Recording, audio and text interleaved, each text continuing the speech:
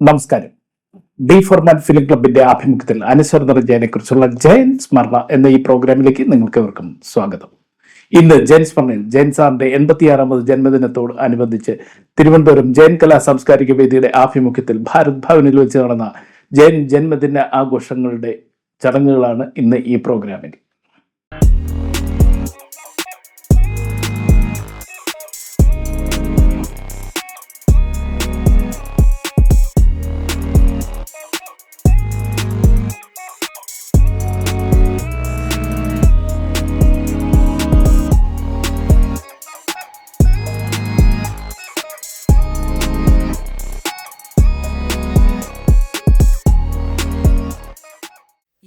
ഈശ്വര കൈകൂപ്പി നിൽപ്പു ഞാൻ നിൻ മുന്നിൽ ഈറനണിഞ്ഞ മിഴികളോടെ കാരുണ്യമെന്നിൽ ചൊരിയണേ ഭൂമിയിൽ കാരണമായുള്ള തമ്പുരാനെ.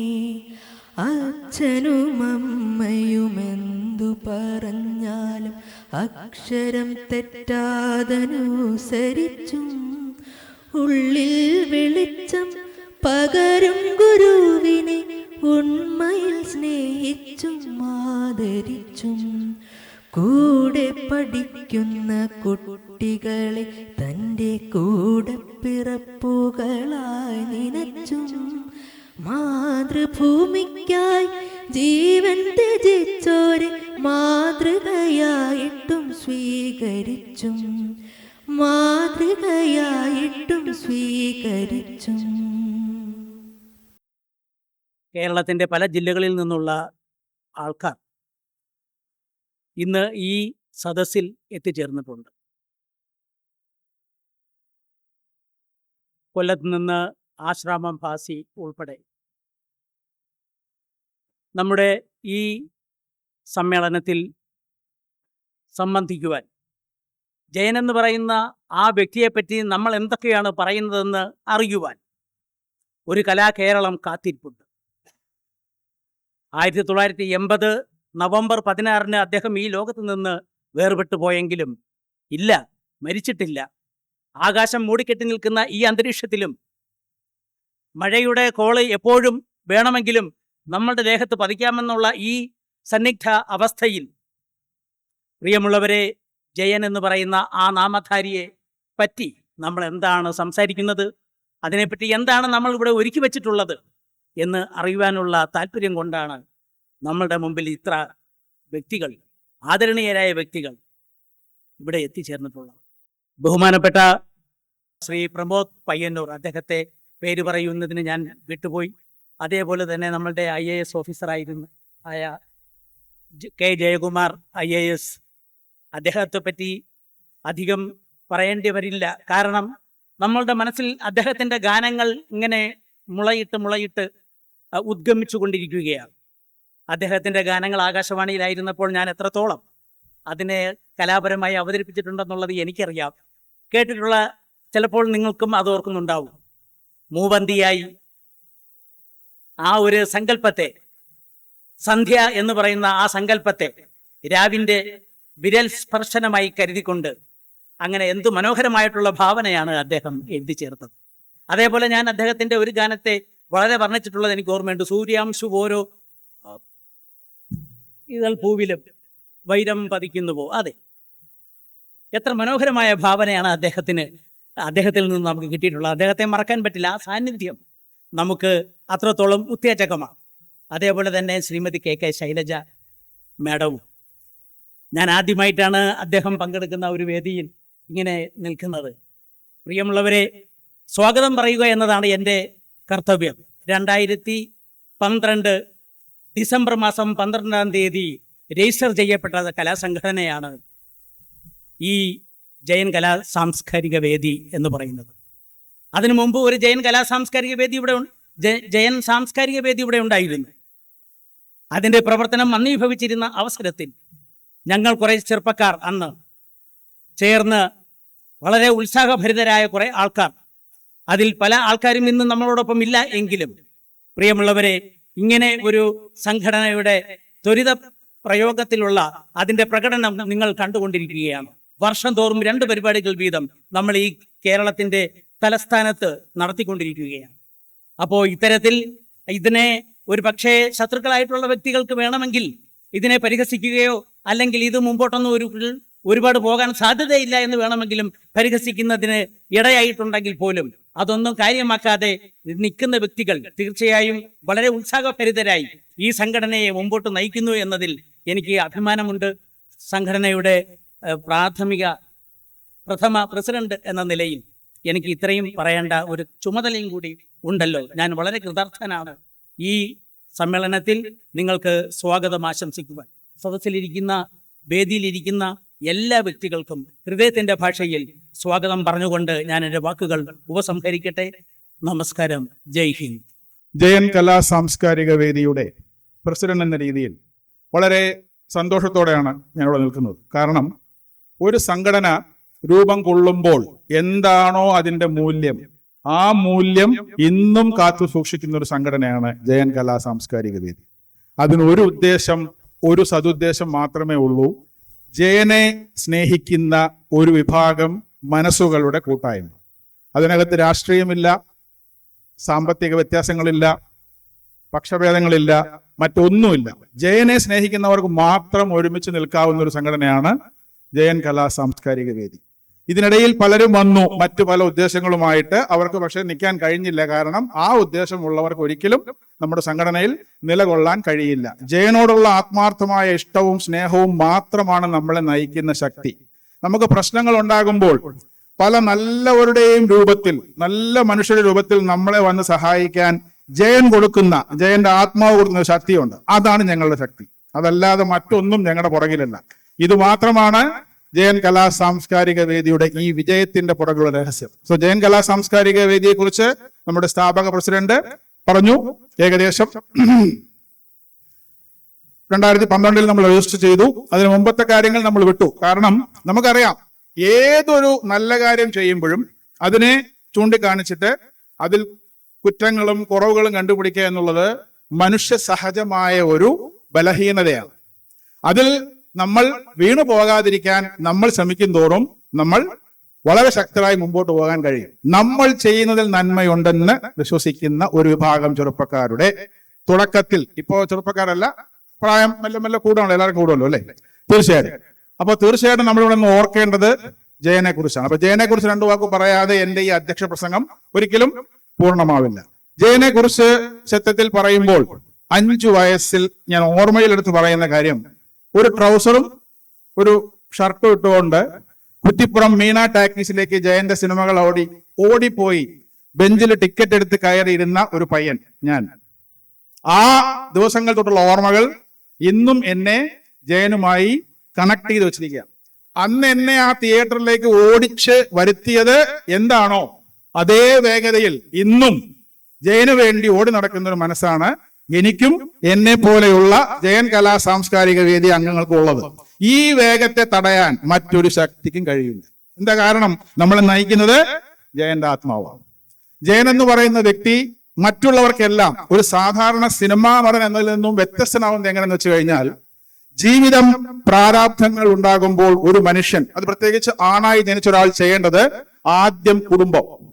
അപ്പൊ കുടുംബത്തെ രക്ഷിക്കാൻ വേണ്ടി നേവി ഉദ്യോഗസ്ഥനാകാൻ കുറഞ്ഞ വിദ്യാഭ്യാസം, ഒരു 10ാം ക്ലാസ് കഴിഞ്ഞപ്പോഴേ ഇറങ്ങി പുറപ്പെടുകയാണ്. കുടുംബത്തെ രക്ഷിക്കാൻ, എന്നെ വിശ്വസിച്ച് ഇരിക്കുന്ന ജീവൻ എല്ലാവരെയും രക്ഷിക്കാൻ നേവിയിൽ നിൽക്കുന്ന അദ്ദേഹത്തിന്റെ ഉള്ളിൽ ഒരു അഭിനേതാവ് അപ്പോഴും ഒളിഞ്ഞു കിടപ്പുണ്ട്.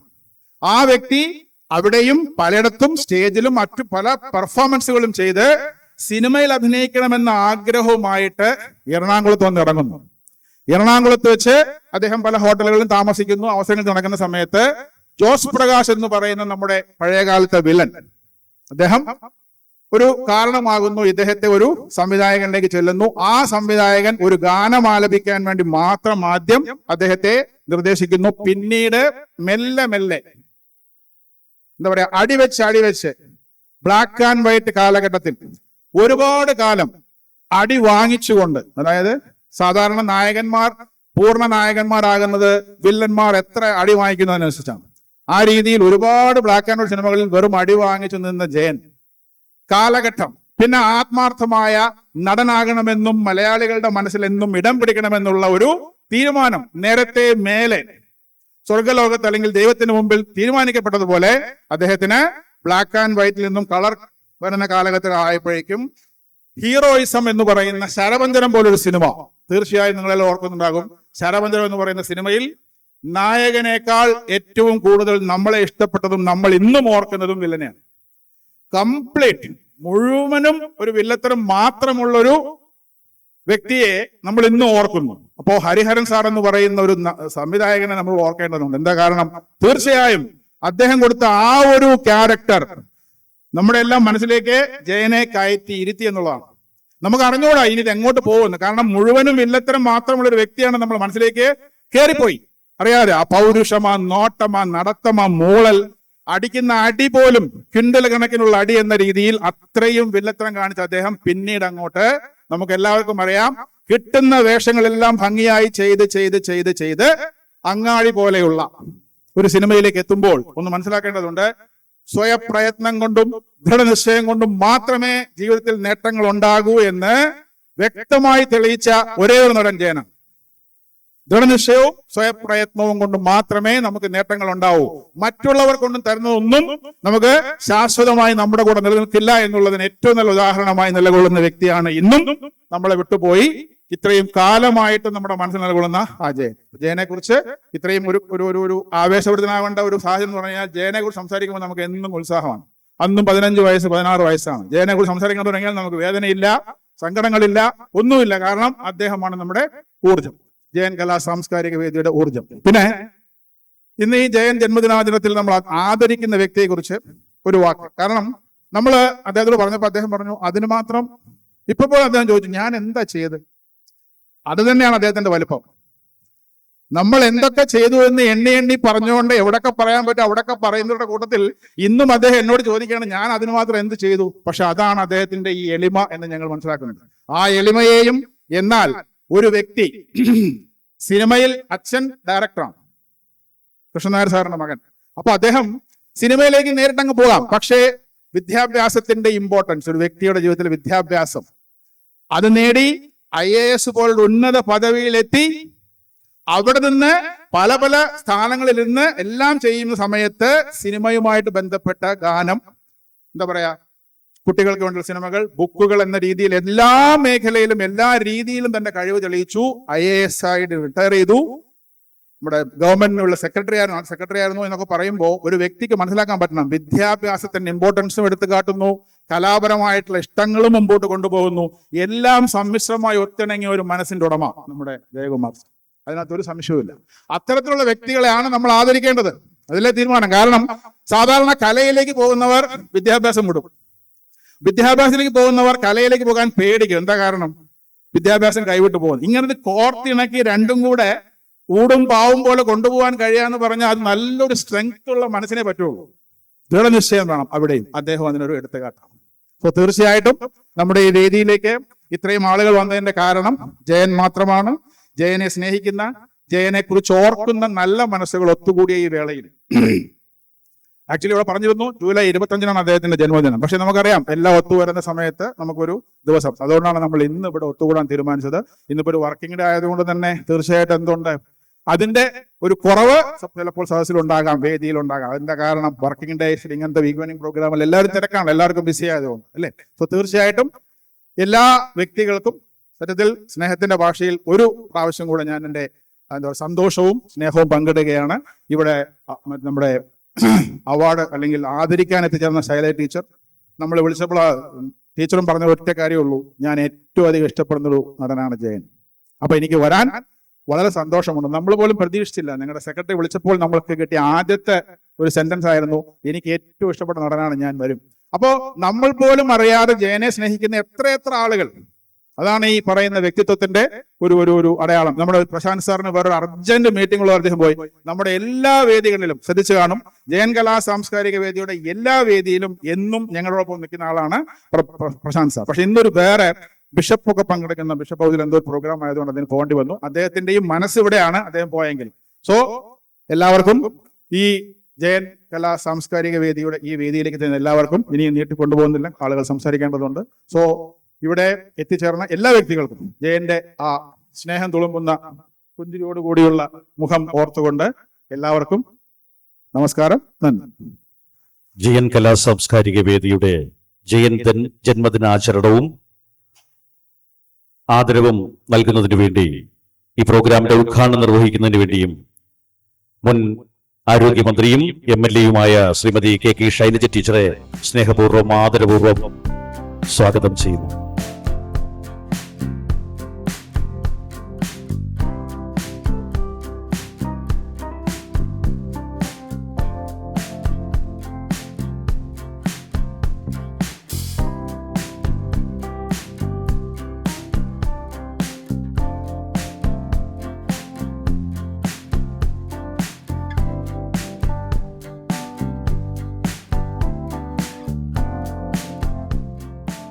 ഇനി ശൈലജ ടീച്ചറുടെ വാക്കുകളിലൂടെ നമുക്ക് പ്രിയ നടൻ ജയനെ കുറിച്ച് കേൾക്കാം. ബഹുമാന്യനായ അധ്യക്ഷൻ, നമ്മൾ ഇന്ന് കേരളത്തിൻ്റെ പ്രിയങ്കരനായിട്ടുള്ള ജയകുമാർ സർ, പ്രമോദ് പയ്യന്നൂർ, ജയൻ കലാ സാംസ്കാരിക വേദിയുടെ പ്രസിഡന്റും സെക്രട്ടറിയും എല്ലാം ഇവിടെയുണ്ട്. വേദിയിലെ മുഴുവൻ ബഹുമാന്യരെ, പ്രിയ സഹോദരി സഹോദരന്മാരെ, സുഹൃത്തുക്കളെ, വളരെ സന്തോഷകരമായിട്ടുള്ള നിമിഷങ്ങളാണ് ഇവിടെ ഉണ്ടാകുന്നത്. ഇതിൽ കേരളത്തിൻ്റെ അനുപമ കലാകാരൻ, സിനിമാ നടൻ ജയനെ അനുസ്മരിക്കുന്ന ഒരു ചടങ്ങാണ്. അതോടൊപ്പം തന്നെ മറ്റ് ചില കലാപ്രതിഭകളെയും, ജയചന്ദ്രനടക്കമുള്ള പ്രതിഭകളുടെ അനുസ്മരണമായിട്ടും ഈ പരിപാടി നടത്തുകയാണ്. അതിലേറെ സന്തോഷകരമായത് പ്രതിഭാധനനായ സകലകലാ വല്ലഭൻ എന്ന് സാറിനെ കൊണ്ട് പറയുന്നതായിരിക്കും ശരി, K. ജയകുമാർ സർ. അതേ എഴുത്തുകാരനാണ്, നല്ല ഒരു ബ്യൂറോക്രാറ്റായിരുന്നു, ഭരണാധികാരിയായിരുന്നു. അതോടൊപ്പം എഴുത്തുകാരനാണ്, പരിഭാഷകനാണ്, പ്രഭാഷകനാണ്, ചിത്രമെഴുത്തുകാരനാണ്. ഇതൊക്കെയാണ്. അങ്ങനെയുള്ള ഒരു പ്രതിഭയെ ആദരിക്കുന്ന ചടങ്ങിൽ പങ്കെടുക്കാൻ അവസരമുണ്ടാവുക എന്നുള്ളത് ജീവിതത്തിലേറെ സന്തോഷകരമായിട്ടുള്ള ഒരു മുഹൂർത്തമാണ്. അദ്ദേഹത്തെ എല്ലാം ആദരിക്കാനുള്ള അർഹതയുണ്ടോ എന്ന് എനിക്കറിയില്ല. പക്ഷേ അദ്ദേഹത്തെ വളരെ ആദരവോടുകൂടിയെന്നും നോക്കിക്കാണുന്ന ഒരാൾ എന്നുള്ള നിലയിൽ എന്നെ ഈ പരിപാടിക്ക് ക്ഷണിച്ചപ്പോൾ, ജയൻ ഒരു നല്ല നടനാണ്, അതിനേക്കാൾ ഞാൻ പറഞ്ഞത് ഞാൻ ഏറെ ആദരിക്കുന്ന ജയകുമാർ സാറിനെ ആദരിക്കുന്ന ചടങ്ങ് കൂടി ആയതുകൊണ്ട് ഉറപ്പായിട്ടും ആ പരിപാടിയിൽ പങ്കെടുക്കാം എന്നുള്ളതാണ്. ജയനെക്കുറിച്ച് ഇവിടെ സംസാരിച്ചിട്ടുണ്ട്. 1970-കളിൽ നമ്മുടെ എല്ലാം, ഞാനെല്ലാം കൗമാരം വിട്ട് വരുന്ന ആ ഘട്ടത്തിലാണ്, അല്ലെങ്കിൽ കൗമാരപ്രായത്തിലുള്ള ഘട്ടത്തിലാണ് ജയൻ എന്ന് പറയുന്ന കരുത്തനായിട്ടുള്ള നടൻ ഉദയം കൊള്ളുന്നത്. അദ്ദേഹത്തിൻ്റെ ശരീരഭാഷയും അദ്ദേഹത്തിൻ്റെ സംഭാഷണ രീതിയുമെല്ലാം സ്വന്തമായൊരിടം സിനിമയിൽ സൃഷ്ടിച്ചെടുക്കുന്നതിന് അദ്ദേഹത്തിനെ പ്രാപ്തനാക്കി എന്നുള്ളതാണ് വസ്തുത. എല്ലാ മനുഷ്യരും സ്വന്തമായിട്ടൊരു രീതി ആവിഷ്കരിക്കുമ്പോഴാണ് ശ്രദ്ധിക്കപ്പെടുക. മറ്റാരെയും അനുകരിക്കാതെ സ്വന്തം ശീലുകൾ ഉണ്ടാക്കിയ ജയൻ വളരെ പെട്ടെന്ന് മനുഷ്യരുടെ ഹൃദയത്തിൽ പതിയുകയായിരുന്നു എന്നുള്ളതാണ് വസ്തുത. പ്രത്യേകിച്ച് ചെറുപ്പക്കാരുടെ വലിയ ആവേശമായിട്ട് ജയൻ അന്ന് മാറുകയുണ്ടായി. പക്ഷെ അദ്ദേഹത്തിൻ്റെ കഴിവുകൾ മുഴുവൻ പുറത്തു വരുന്നതിന് മുൻപ് അദ്ദേഹത്തിൻ്റെ സാഹസികത തന്നെയാവാം ഈ ഭൂമിയിൽ നിന്ന് അപ്രത്യക്ഷമാകാൻ കാരണമായത്. കോളിളക്കം എന്ന സിനിമ ഷൂട്ട് ചെയ്യുന്ന സമയത്ത് അതിസാഹസികമായൊരു രംഗം പറഞ്ഞു കേട്ടത്, സാഹസിക രംഗങ്ങൾ ചിത്രീകരിക്കുമ്പോൾ ഡ്യൂപ്പിന് ഉപയോഗപ്പെടുത്താൻ ജയൻ തയ്യാറായിരുന്നില്ല എന്നാണ്. നന്നായിട്ട് അധ്വാനിച്ചിട്ട് പ്രതിഫലം വാങ്ങണം എന്നതായിരുന്നു അത്ര അദ്ദേഹത്തിൻ്റെ സിദ്ധാന്തം. അതുകൊണ്ട് തന്നെ ഏറെ വിഷമകരമായിട്ടുള്ള രംഗങ്ങൾ അഭിനയിച്ച് ഫലിപ്പിക്കാൻ ഡ്യൂപ്പിൻ്റെ സഹായമില്ലാതെ തന്നെ അദ്ദേഹം തയ്യാറായിരുന്നു. ആ സാഹസികത തന്നെയാണ് ഒരുപക്ഷെ ഹെലികോപ്റ്ററിൽ പാഡിൽ തൂങ്ങിക്കിടന്നുകൊണ്ടുള്ള ഒരു രംഗം ചിത്രീകരിക്കുന്നതിന് അദ്ദേഹം തിടുക്കം കാണിച്ചത് എന്നുള്ളതാണ്. ഏതായാലും ആ ഹെലികോപ്റ്റർ അപകടത്തിലാണ് ജയന്റെ ജീവിതം നഷ്ടമാകുന്നത്. അല്ലായിരുന്നെങ്കിൽ എത്രയോ നൂറുകണക്കിന് സിനിമകൾ ജയൻ്റെതായിട്ട് മലയാളത്തിലും മറ്റു ഭാഷകളിലുമെല്ലാം പിറന്നു വീണേനെ. അതുല്യനായിട്ടുള്ള ആ കലാകാരനെ ഓർമ്മിക്കുന്നതിന് വേണ്ടി ഒരു കലാ സാംസ്കാരിക വേദി തന്നെ രൂപീകരിച്ചത്, രജിസ്റ്റർ ചെയ്തത് വളരെ ഉചിതമായി. ഈ കലാ സാംസ്കാരിക വേദിയുടെ പ്രവർത്തകർക്ക് എൻ്റെ പ്രത്യേക അഭിനന്ദനങ്ങൾ അർപ്പിക്കാൻ ഈ അവസരം ഉപയോഗപ്പെടുത്തുകയാണ്. എല്ലാവരെ കുറിച്ചും ഇവിടെ പറയുന്നില്ല. ഈ കൂട്ടത്തിൽ ആദരിക്കപ്പെടുന്ന പ്രധാനപ്പെട്ട നമ്മുടെ ജയചന്ദ്രൻ, പി ജയചന്ദ്രൻ അടക്കമുള്ള സംഗീതജ്ഞരെ ഓർത്തുകൊണ്ടാണ്, അവർക്കുള്ള ഒരു അനുസ്മരണ വേദിയായിട്ടാണ് ഇവിടെ ഇന്ന് ആദരവ് നടത്തുന്നത്. ആ കൂട്ടത്തിൽ നമ്മോടൊപ്പമുള്ള ശ്രീ കെ ജയകുമാർ സാറിനെ പ്രത്യേകിച്ച് ആദരിക്കുകയാണ്. എനിക്ക് ഈ ജനപ്രതിനിധി എന്നുള്ള നിലയിൽ പ്രവർത്തിക്കുന്നതിനിടയിൽ സാറിൻ്റെ പ്രവർത്തനം നേരിട്ട് നോക്കിക്കാണാൻ അവസരമുണ്ടായിട്ടുണ്ട്. അതാദ്യം തന്നെ ഒരു എഴുത്തുകാരനോ കവിയോ ഒന്നും ആയിട്ടല്ല. ആദ്യമായിട്ട് കേരള നിയമസഭയിലേക്ക് കടന്നു വന്ന ഞാൻ 1996 2001 ആദ്യമായിട്ട് MLA ആവുന്നത്. അല്പം ഒരു പകപ്പോടെയാണ് നിയമസഭയിൽ കയറി ഇരിക്കുന്നത്. എന്തൊക്കെയാണ് ഒരു MLA ചെയ്യേണ്ടത് അതിനെക്കുറിച്ച് പഠിച്ചു വരികയാണ്. MLA ആകുമ്പോൾ ഒരുപാട് ആളുകൾ സങ്കടങ്ങളുമായിട്ട് വരും. അവരുടെ ജീവിത പ്രശ്നങ്ങൾക്ക് അറുതി വരുത്തി കൊടുക്കേണ്ടത് ജനപ്രതിനിധികളുടെ ഉത്തരവാദിത്തമാണ്. ഗവൺമെന്റിൽ ഇടപെട്ട് ഒരുപാട് ഫയലുകളുടെ കുരുക്കുകൾ അഴിച്ച്, ചുവപ്പ് നാടി എല്ലാം അഴിച്ച് അതെല്ലാം പരിഹരിച്ചു കൊടുക്കുമ്പോഴാണ് ഒരു ജനപ്രതിനിധി യഥാർത്ഥത്തിൽ ജനപ്രതിനിധിയായിട്ട് മാറുന്നത്. അങ്ങനെ വിഹ്വലതയോടുകൂടി പ്രശ്നങ്ങളുമായി സമീപിക്കുക ഉദ്യോഗസ്ഥന്മാരെയാണ്. ഉദ്യോഗസ്ഥന്മാർ നേരത്തെ തന്നെ നല്ല അനുഭവവും പരിചയമുള്ളവരാണ്, പ്രത്യേകിച്ച് IAS ഉദ്യോഗസ്ഥന്മാർ. അവരെ സമീപിക്കുമ്പോൾ നമുക്ക് വ്യത്യസ്തമായ അനുഭവങ്ങൾ ഉണ്ടാകാം. ചിലർ അത്തരം പ്രശ്നങ്ങൾ വളരെ പെട്ടെന്ന് തീർപ്പ് കൽപ്പിക്കാൻ താല്പര്യമില്ലാത്തവരാകാം. ചിലർ എത്ര പ്രയാസപ്പെട്ടാലും ആ പ്രശ്നങ്ങളുടെ കുരുക്കഴിക്കാൻ MLA-മാരെ സഹായിക്കുന്നവരാകാം, മന്ത്രിമാരെ സഹായിക്കുന്നവരാകാം. എനിക്ക് മന്ത്രിയായും MLA ആയും IAS ഉദ്യോഗസ്ഥന്മാരുമായിട്ട് പ്രവർത്തിക്കേണ്ടതായിട്ട് വന്നിട്ടുണ്ട്. നല്ല ഒരുപാട് അനുഭവങ്ങൾ അതിൻ്റെ ഭാഗമായിട്ടുണ്ടായിട്ടുമുണ്ട്. ചിലപ്പോൾ ഞാൻ ചില വേദികളിൽ പറഞ്ഞതാണ്, ജയകുമാർ സാറിന് ആവർത്തന വിരസത തോന്നുന്നുണ്ടെങ്കിലും ഇവിടെ ഉള്ള നിങ്ങൾ ആദ്യമായിട്ട് കേൾക്കുന്നതാവാം. ഞാൻ എല്ലാ കാര്യവും പറയല്ല. ഞാൻ അന്ന് വിദ്യാഭ്യാസ സെക്രട്ടറി ആയിരുന്ന കെ ജയകുമാർ സാറിൻ്റെ അടുത്ത് ഒരു പ്രശ്നവുമായിട്ട് ചെന്നു. ഒരു അധ്യാപകൻ എൻ്റെ നാട്ടിലാണ്, 12 വർഷമായി ആ പാവം രാവിലെ എഴുന്നേറ്റ് കുളിച്ച് കുപ്പായം ഇട്ട് സ്കൂളിൽ പോവുകയാണ്. പ്രായമായൊരു അമ്മയുണ്ട്. അവിടെ എന്തോ സ്പെഷ്യലിസ്റ്റ് അധ്യാപകനാണ്. കുട്ടികളുടെ ഒരു ചെറിയ കുറവ് കാരണം ജോലി സ്ഥിരപ്പെടുത്തി കിട്ടുന്നില്ല, അംഗീകാരം കിട്ടുന്നില്ല. സ്ഥിരപ്പെടുത്തൽ മാത്രമല്ല, ശമ്പളം ഇല്ല. നമുക്ക് അത്ഭുതം തോന്നും, ശമ്പളം ഇല്ലാതെ ഈ മനുഷ്യൻ 12 കൊല്ലം സ്കൂളിൽ പോയി ഒപ്പിട്ട് അവിടെ പ്രവർത്തിക്കുകയാണ്. ഇന്ന് ശരിയാവും നാളെ ശരിയാവും എന്ന് കരുതിയിട്ട്. അപ്പൊ എൻ്റെ അടുത്ത് വന്നു MLA ആയപ്പോൾ. എന്നോട് പറഞ്ഞു, എങ്ങനെയെങ്കിലും ഒന്ന് ശരിയാക്കി തരണം.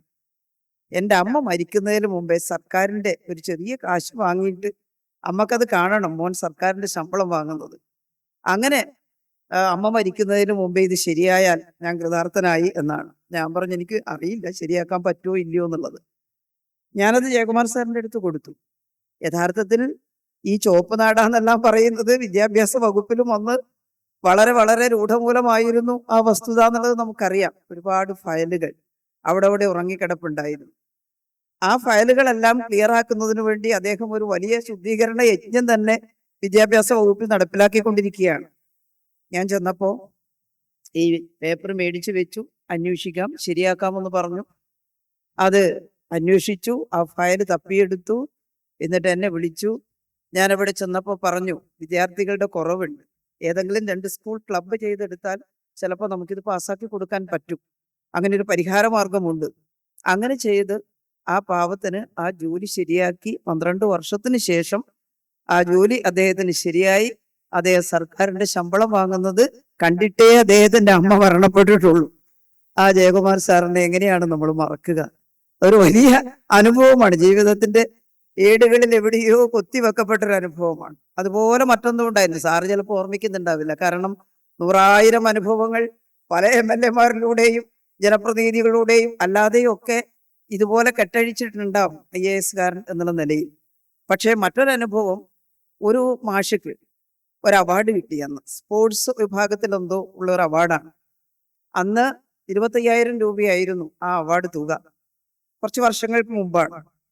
പക്ഷേ 25,000 രൂപ ഏകദേശം ഇന്നത്തെ ഒരു 2 ലക്ഷത്തിൽ മേലെ രൂപയ്ക്കുള്ള വിലയുണ്ടാവുമെന്നാണ് കരുതുന്നത്.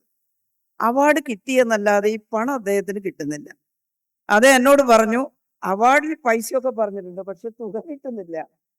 എന്ത് ചെയ്യും ടീച്ചർ? ഞാൻ പറഞ്ഞു എവിടെയെങ്കിലും പാസ്സായിരുന്നു അവാർഡ്. ആ അവാർഡൊക്കെ പ്രഖ്യാപിച്ചിട്ടുണ്ട്. അത് തുക കയ്യിൽ വരാൻ ആ ഫയൽ എനിക്ക് തപ്പിയെടുക്കാൻ പറ്റുന്നില്ല. അതും ഞാൻ ജയകുമാർ സാറിൻ്റെ അടുത്ത് എന്ന് പറഞ്ഞു. സാർ ആളുകളെയൊക്കെ ആക്കി ഫയൽ തപ്പിയെടുക്കുക എന്നുള്ളത് വലിയൊരു ഭഗീരഥ പ്രയത്നമാണ്. പക്ഷേ ആ ഫയൽ തപ്പിയെടുത്തു. നോക്കുമ്പം പാസ്സാക്കിയ ആ ഫയല്, തുക പാസ്സായിരിക്കുന്നു, ആ ഫയല് കെട്ടിവെച്ചിരിക്കുകയാണ് ഒരു മൂലയ്ക്ക് വർഷങ്ങളോളം. ഇപ്പോ സാർ അത് പെട്ടെന്ന് എടുത്തു, അതിന്റെ പൊടി തട്ടി അതിനകത്ത് ഈ തുക ഇദ്ദേഹത്തിന് കൊടുക്കാൻ ആവശ്യമായ ഉത്തരവിട്ട് തന്നു. എത്രയോ അനുഭവങ്ങൾ, ഞാനെല്ലാം ഇവിടെ വിശദീകരിക്കുകയല്ല. ആ മാഷക്കുണ്ടായ അയാൾക്ക് ഈ 25,000 ഉറുപ്പിയൊന്നും വേണ്ട, തരക്കേടില്ലാത്ത സാമ്പത്തിക ശേഷിയൊക്കെ ഉള്ള ആളാണ്.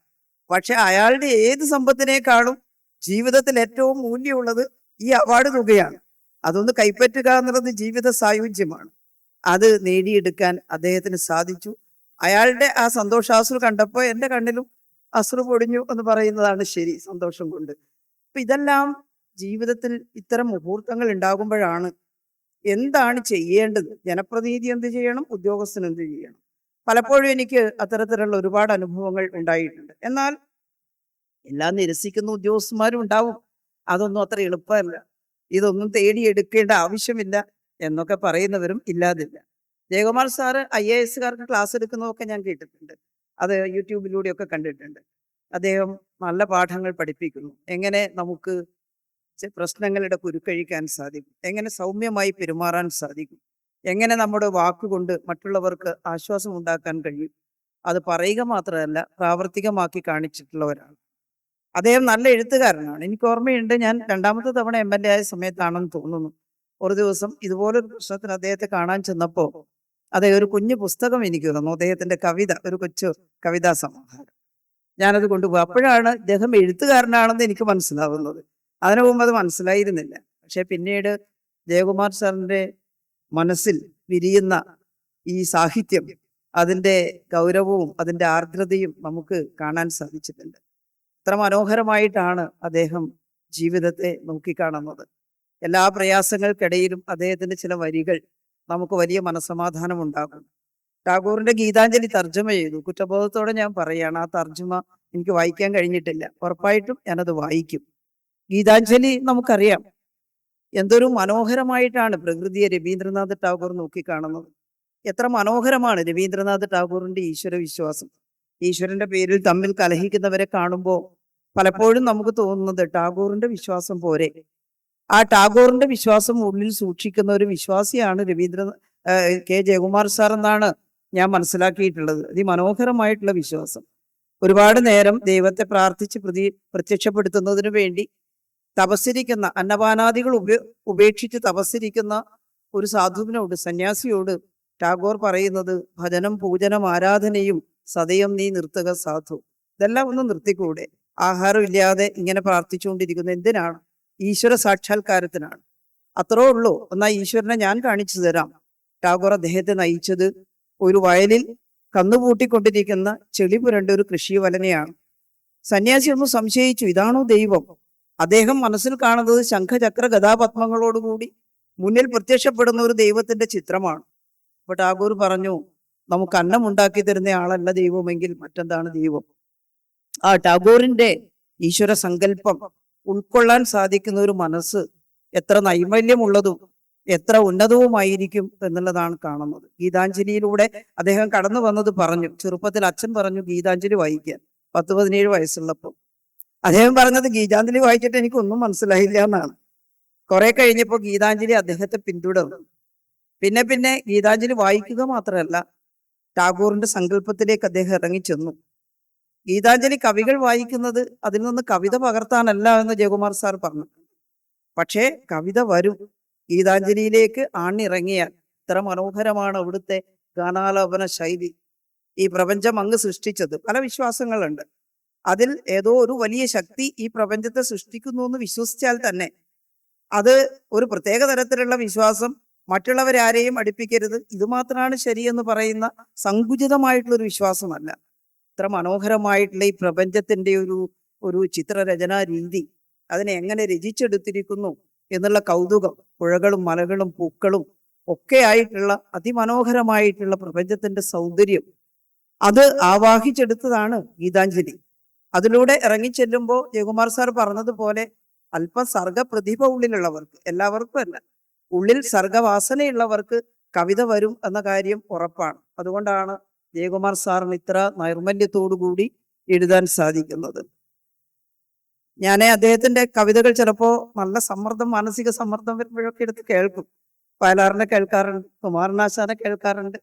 ആ കൂട്ടത്തിൽ എന്ത് മനോഹരമായിട്ടുള്ള ഒരു ആലാപനമാണ്, അല്ലെങ്കിൽ വരികളാണ് അദ്ദേഹം കുറിച്ചു വെച്ചിട്ടുള്ളത് എന്നുള്ളതാണ്. ഈ അടുത്ത നാളിൽ ഒരു ചെറിയ കുട്ടി അദ്ദേഹത്തിന്റെ കവിത ഏതോ ഒരു ചടങ്ങിൽ സിനിമാ ഗാനം തന്നെ ആലപിക്കുന്നത് കേട്ടു. അനുഭൂതി പൂക്കുന്നിൻ മിഴികളിൽ നോക്കി വെറുതെ ഇരുന്നേറെ നേരം. ഇതൊരു മനോഹരമായ സങ്കല്പമാണ് അല്ലേ? അനുഭൂതികൾ നിറഞ്ഞു നിൽക്കുന്ന കണ്ണുകളിൽ നോക്കി വെറുതെ ഏറെ നേരം ഇരിക്കുക. അത് ഈ പ്രപഞ്ചത്തെ തന്നെ നോക്കിയിരിക്കലാണ്, പ്രകൃതിയെ നോക്കിയിരിക്കലാണ്. പ്രണയത്തിന്റെ എല്ലാ ഭാവങ്ങളും മനസ്സിലേക്ക് ആവാഹിച്ച് എന്താണ് ഒരു മനുഷ്യന് പ്രകൃതിയോടോ മറ്റു മനുഷ്യരോടോ തോന്നുന്ന ആരാധന, അത് മുഴുവൻ പ്രകാശിപ്പിക്കാൻ കഴിയുന്ന നൈർമല്യമേറിയ വരികൾ കേൾക്കുമ്പോൾ നമ്മുടെ മനസ്സും നിർമ്മലമായിട്ട് മാറും. മനസ്സിന് വല്ലാത്ത പിരിമുറുക്കങ്ങൾക്ക് അയവ് കിട്ടും എന്നുള്ളതാണ്. അത്തരത്തിലുള്ള ഒരുപാട് കവിതകൾ എഴുതി. ഞാൻ അതിനെക്കുറിച്ചൊന്നും ഇവിടെ വിശകലനം ചെയ്യുന്നില്ല. അപ്പോൾ വടക്കൻ വീരഗാഥ കാണുന്ന സമയത്ത് ജയകുമാർ സാറിന്റെ പാട്ടാണ് അതൊന്നും എനിക്ക് മനസ്സിലായിരുന്നില്ല. ചന്ദന ലേപ സുഗന്ധം ചാർത്തിയതാര്, പൂശിയതാര്, കാറ്റോ കാമിനിയോ. കേട്ടപ്പോൾ വിചാരിച്ചു എന്തൊരു മനോഹരമായിട്ടുള്ള വരികളാണ്. അതിനനുസരിച്ച് മാധവിയുടെ ആ നടത്തവും എല്ലാം കണ്ടപ്പോ ഒരു വലിയ കുളിര്, ഒരു വലിയ സന്തോഷം, ആർദ്രത ഉള്ളിൽ തോന്നി. കുറച്ച് കഴിഞ്ഞിട്ടാണ് എനിക്ക് ജയകുമാർ സാറിന്റെ വരികളാണെന്ന് മനസ്സിലായത്. സാർ എവിടെയോ പറയുന്നത് കേട്ടു, MTക്ക് അത് അത്ര തൃപ്തിയായില്ല എഴുതുമ്പോൾ വരികൾ. പക്ഷെ എഴുതി ആ രംഗം അഭിനയിച്ച് പാട്ടിനൊത്ത് ആ നടിയുടെ അഭിനയവും കൂടി ആകുമ്പോൾ അത് ഏറ്റവും മനോഹരമായിട്ട് വന്നു. എല്ലാവരും സമ്മതിക്കുന്ന ഒന്നായിട്ട് വന്നു. ഉണ്ണിയാർച്ചയെ മനസ്സിൽ സങ്കല്പിക്കാനും ഉണ്ണിയാർച്ചയുടെ കരുത്തും പ്രേമാർദ്രതയും ഒരുമിച്ച് ചേർക്കുക അതൊരു അത്ര എളുപ്പമുള്ള ഒരു കാര്യമല്ല. ഒരു ഭാഗത്ത് കരുത്തയായ പരുക്കനായ ഉണ്ണിയാർച്ച, എന്നാൽ പ്രേമം കൊണ്ട് ആർദ്രയായിട്ടുള്ള ഉണ്ണിയാർച്ച, അതെങ്ങനെ ഒരു വരിയിൽ ചാലിച്ചെടുക്കുമെന്നുള്ളത് അത്ഭുതകരമായിട്ടുള്ള ഒരു അനുഭവം തന്നെയാണ്. സാർ എത്ര മനോഹരമായിട്ടാണ് അത് സാധിച്ചത്. ഞാൻ അദ്ദേഹത്തിന്റെ എല്ലാ കവിതകളെയും ഇവിടെ പകർത്തി പറയുകയല്ല. ഞാനൊരു വലിയ വിശ്വാസമൊന്നുമല്ല, പക്ഷേ കുടജാദ്രിയിൽ പലപ്പോഴും കേൾക്കാറുണ്ട്. അതാണ് ഞാൻ പറഞ്ഞത്, നല്ല മാനസിക പിരിമുറുക്കം വരുമ്പോ കുടിജാദ്രിയിൽ കുടികൊള്ളും മഹേശ്വരി. എന്തൊരു വരികളാണ്, എന്തൊരു ശക്തിയാണ് ആ വരിക്ക്. അത് ആവാഹിച്ച് നമ്മുടെ മനസ്സിലേക്ക് തരുന്ന ശക്തിയുണ്ടല്ലോ, അത് വളരെ വലുതാണ്. അത്തരത്തിലുള്ള ഒരുപാട് കവിതകൾ എഴുതാൻ, സിനിമാ ഗാനങ്ങൾ എഴുതാൻ ജയകുമാർ സാറിന് കഴിഞ്ഞു എന്നുള്ളത് ഒരു മഹാഭാഗ്യമായിട്ട് കാണുന്നു. അദ്ദേഹത്തിന് ആ സപര്യ ഇനിയും തുടരാൻ സാധിക്കട്ടെ.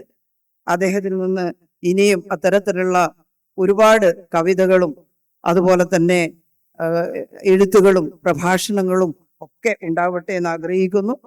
ഈ ഒരു ചടങ്ങിൽ അദ്ദേഹത്തെ ആദരിക്കുക എന്നുള്ളത് നമ്മൾ ആദരിക്കപ്പെടുക എന്നുള്ളിടത്തേക്കാണ് വരിക. അത്രയും മഹാനായിട്ടുള്ള ഒരു എഴുത്തുകാരനെ, പ്രഭാഷകനെ, അതിലുപരി ഏറ്റവും നല്ല ഒരു സിവിൽ സർവൻറ്റിനെ.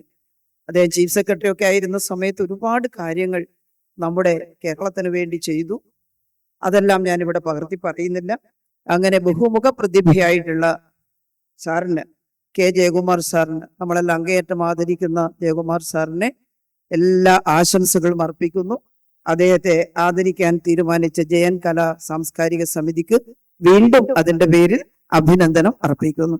ഇവിടെ നടക്കുന്ന എല്ലാ പരിപാടിയിലും ആദരവ് ഏറ്റുവാങ്ങുന്ന എല്ലാവർക്കും അഭിനന്ദനങ്ങൾ അർപ്പിച്ചുകൊണ്ട് ഇത്തിരി നീണ്ടുപോയി പ്രസംഗം, എങ്കിലും ഞാൻ ഉദ്ഘാടനം നിർവഹിച്ചതായി സ്നേഹപൂർവ്വം അറിയിക്കുന്നു. പ്രമോദ് പയ്യന്നൂരിനെ ശ്രീ വിശിഷ്ട വ്യക്തിത്വങ്ങളെ മങ്കൊമ്പ് ഗോപാലകൃഷ്ണൻ, PJ ചന്ദ്രൻ, രവികുമാർ, CS രാധാദേവി എന്നിവരെ ഓർമ്മപ്പൂക്കൾ അർപ്പിച്ച് സംസാരിക്കുന്നതിന് വേണ്ടി വിട പറഞ്ഞവരെ കുറിച്ചൊക്കെ കൃത്യമായ ഓർമ്മകൾ മനസ്സിൽ സൂക്ഷിക്കുന്നവരാണ് ഇവിടെ കൂടിയിരിക്കുന്നത്. കാരണം ഇല്ലെങ്കിൽ ഇത്തരമൊരു സദസ്സ് ഉണ്ടാവുകയില്ല. ഓർമ്മകളില്ലാത്ത ഒരു സമൂഹം, ജീവിതം എന്ന് പറയുന്നത് തായ്വേര് അറ്റുപോയി വീഴാനിരിക്കുന്ന വൻമരമാണ് എന്ന് പറയപ്പെടാറുണ്ട്. ഓർമ്മകളെ തിരികെ പിടിക്കുന്നു എന്ന് പറഞ്ഞാൽ സമൂഹത്തിൽ നമുക്ക് മുമ്പേ നടന്നു പോയവർ തെളിച്ച വെളിച്ചങ്ങളെ ഓർത്തെടുക്കുന്നു എന്നുള്ളതാണ്. മുൻപേ നടന്നു പോയവർ ചെയ്തു തീർത്ത നന്മകളുടെ ഓർമ്മകൾ അനുസ്മരിക്കുന്നതിലൂടെ ഇപ്പോൾ ജീവിച്ചിരിക്കുന്ന വർത്തമാനകാലത്തിന്റെ ജീവിതങ്ങൾ ആ കാര്യങ്ങളെ കുറെ കൂടി ചേർത്ത് പിടിച്ചുകൊണ്ട് നന്മയുടെ വഴിയിലൂടെ അവരാൽ കഴിയുന്ന പ്രകാശങ്ങൾ സമൂഹത്തിലേക്ക് പ്രസരിപ്പിക്കുന്നു എന്നുള്ളതാണ് നേര്. ഇവിടെ അനുസ്മരണത്തിന് 5 മുഖങ്ങൾ ഇപ്പോൾ മുന്നിൽ നിൽക്കുന്നുണ്ട്. ഇന്ന് ജയൻ കലാസാംസ്കാരിക വേദി ഒരുക്കൂട്ടിയിരിക്കുന്നത് ജയൻ ജന്മദിനാചരണത്തിന്റെ ഭാഗമായിട്ട് ജയനെ അനുസ്മരിക്കുക എന്നുള്ളതാണ്. 41 വയസ്സിൽ വിട പറഞ്ഞ ജയൻ യൗവനത്തിന്റെ തീഷ്ണതയും പൗരുഷവുമായിട്ട് ഇങ്ങനെ നമ്മുടെ മനസ്സിൽ നിറഞ്ഞു നിൽക്കുന്നുണ്ട്.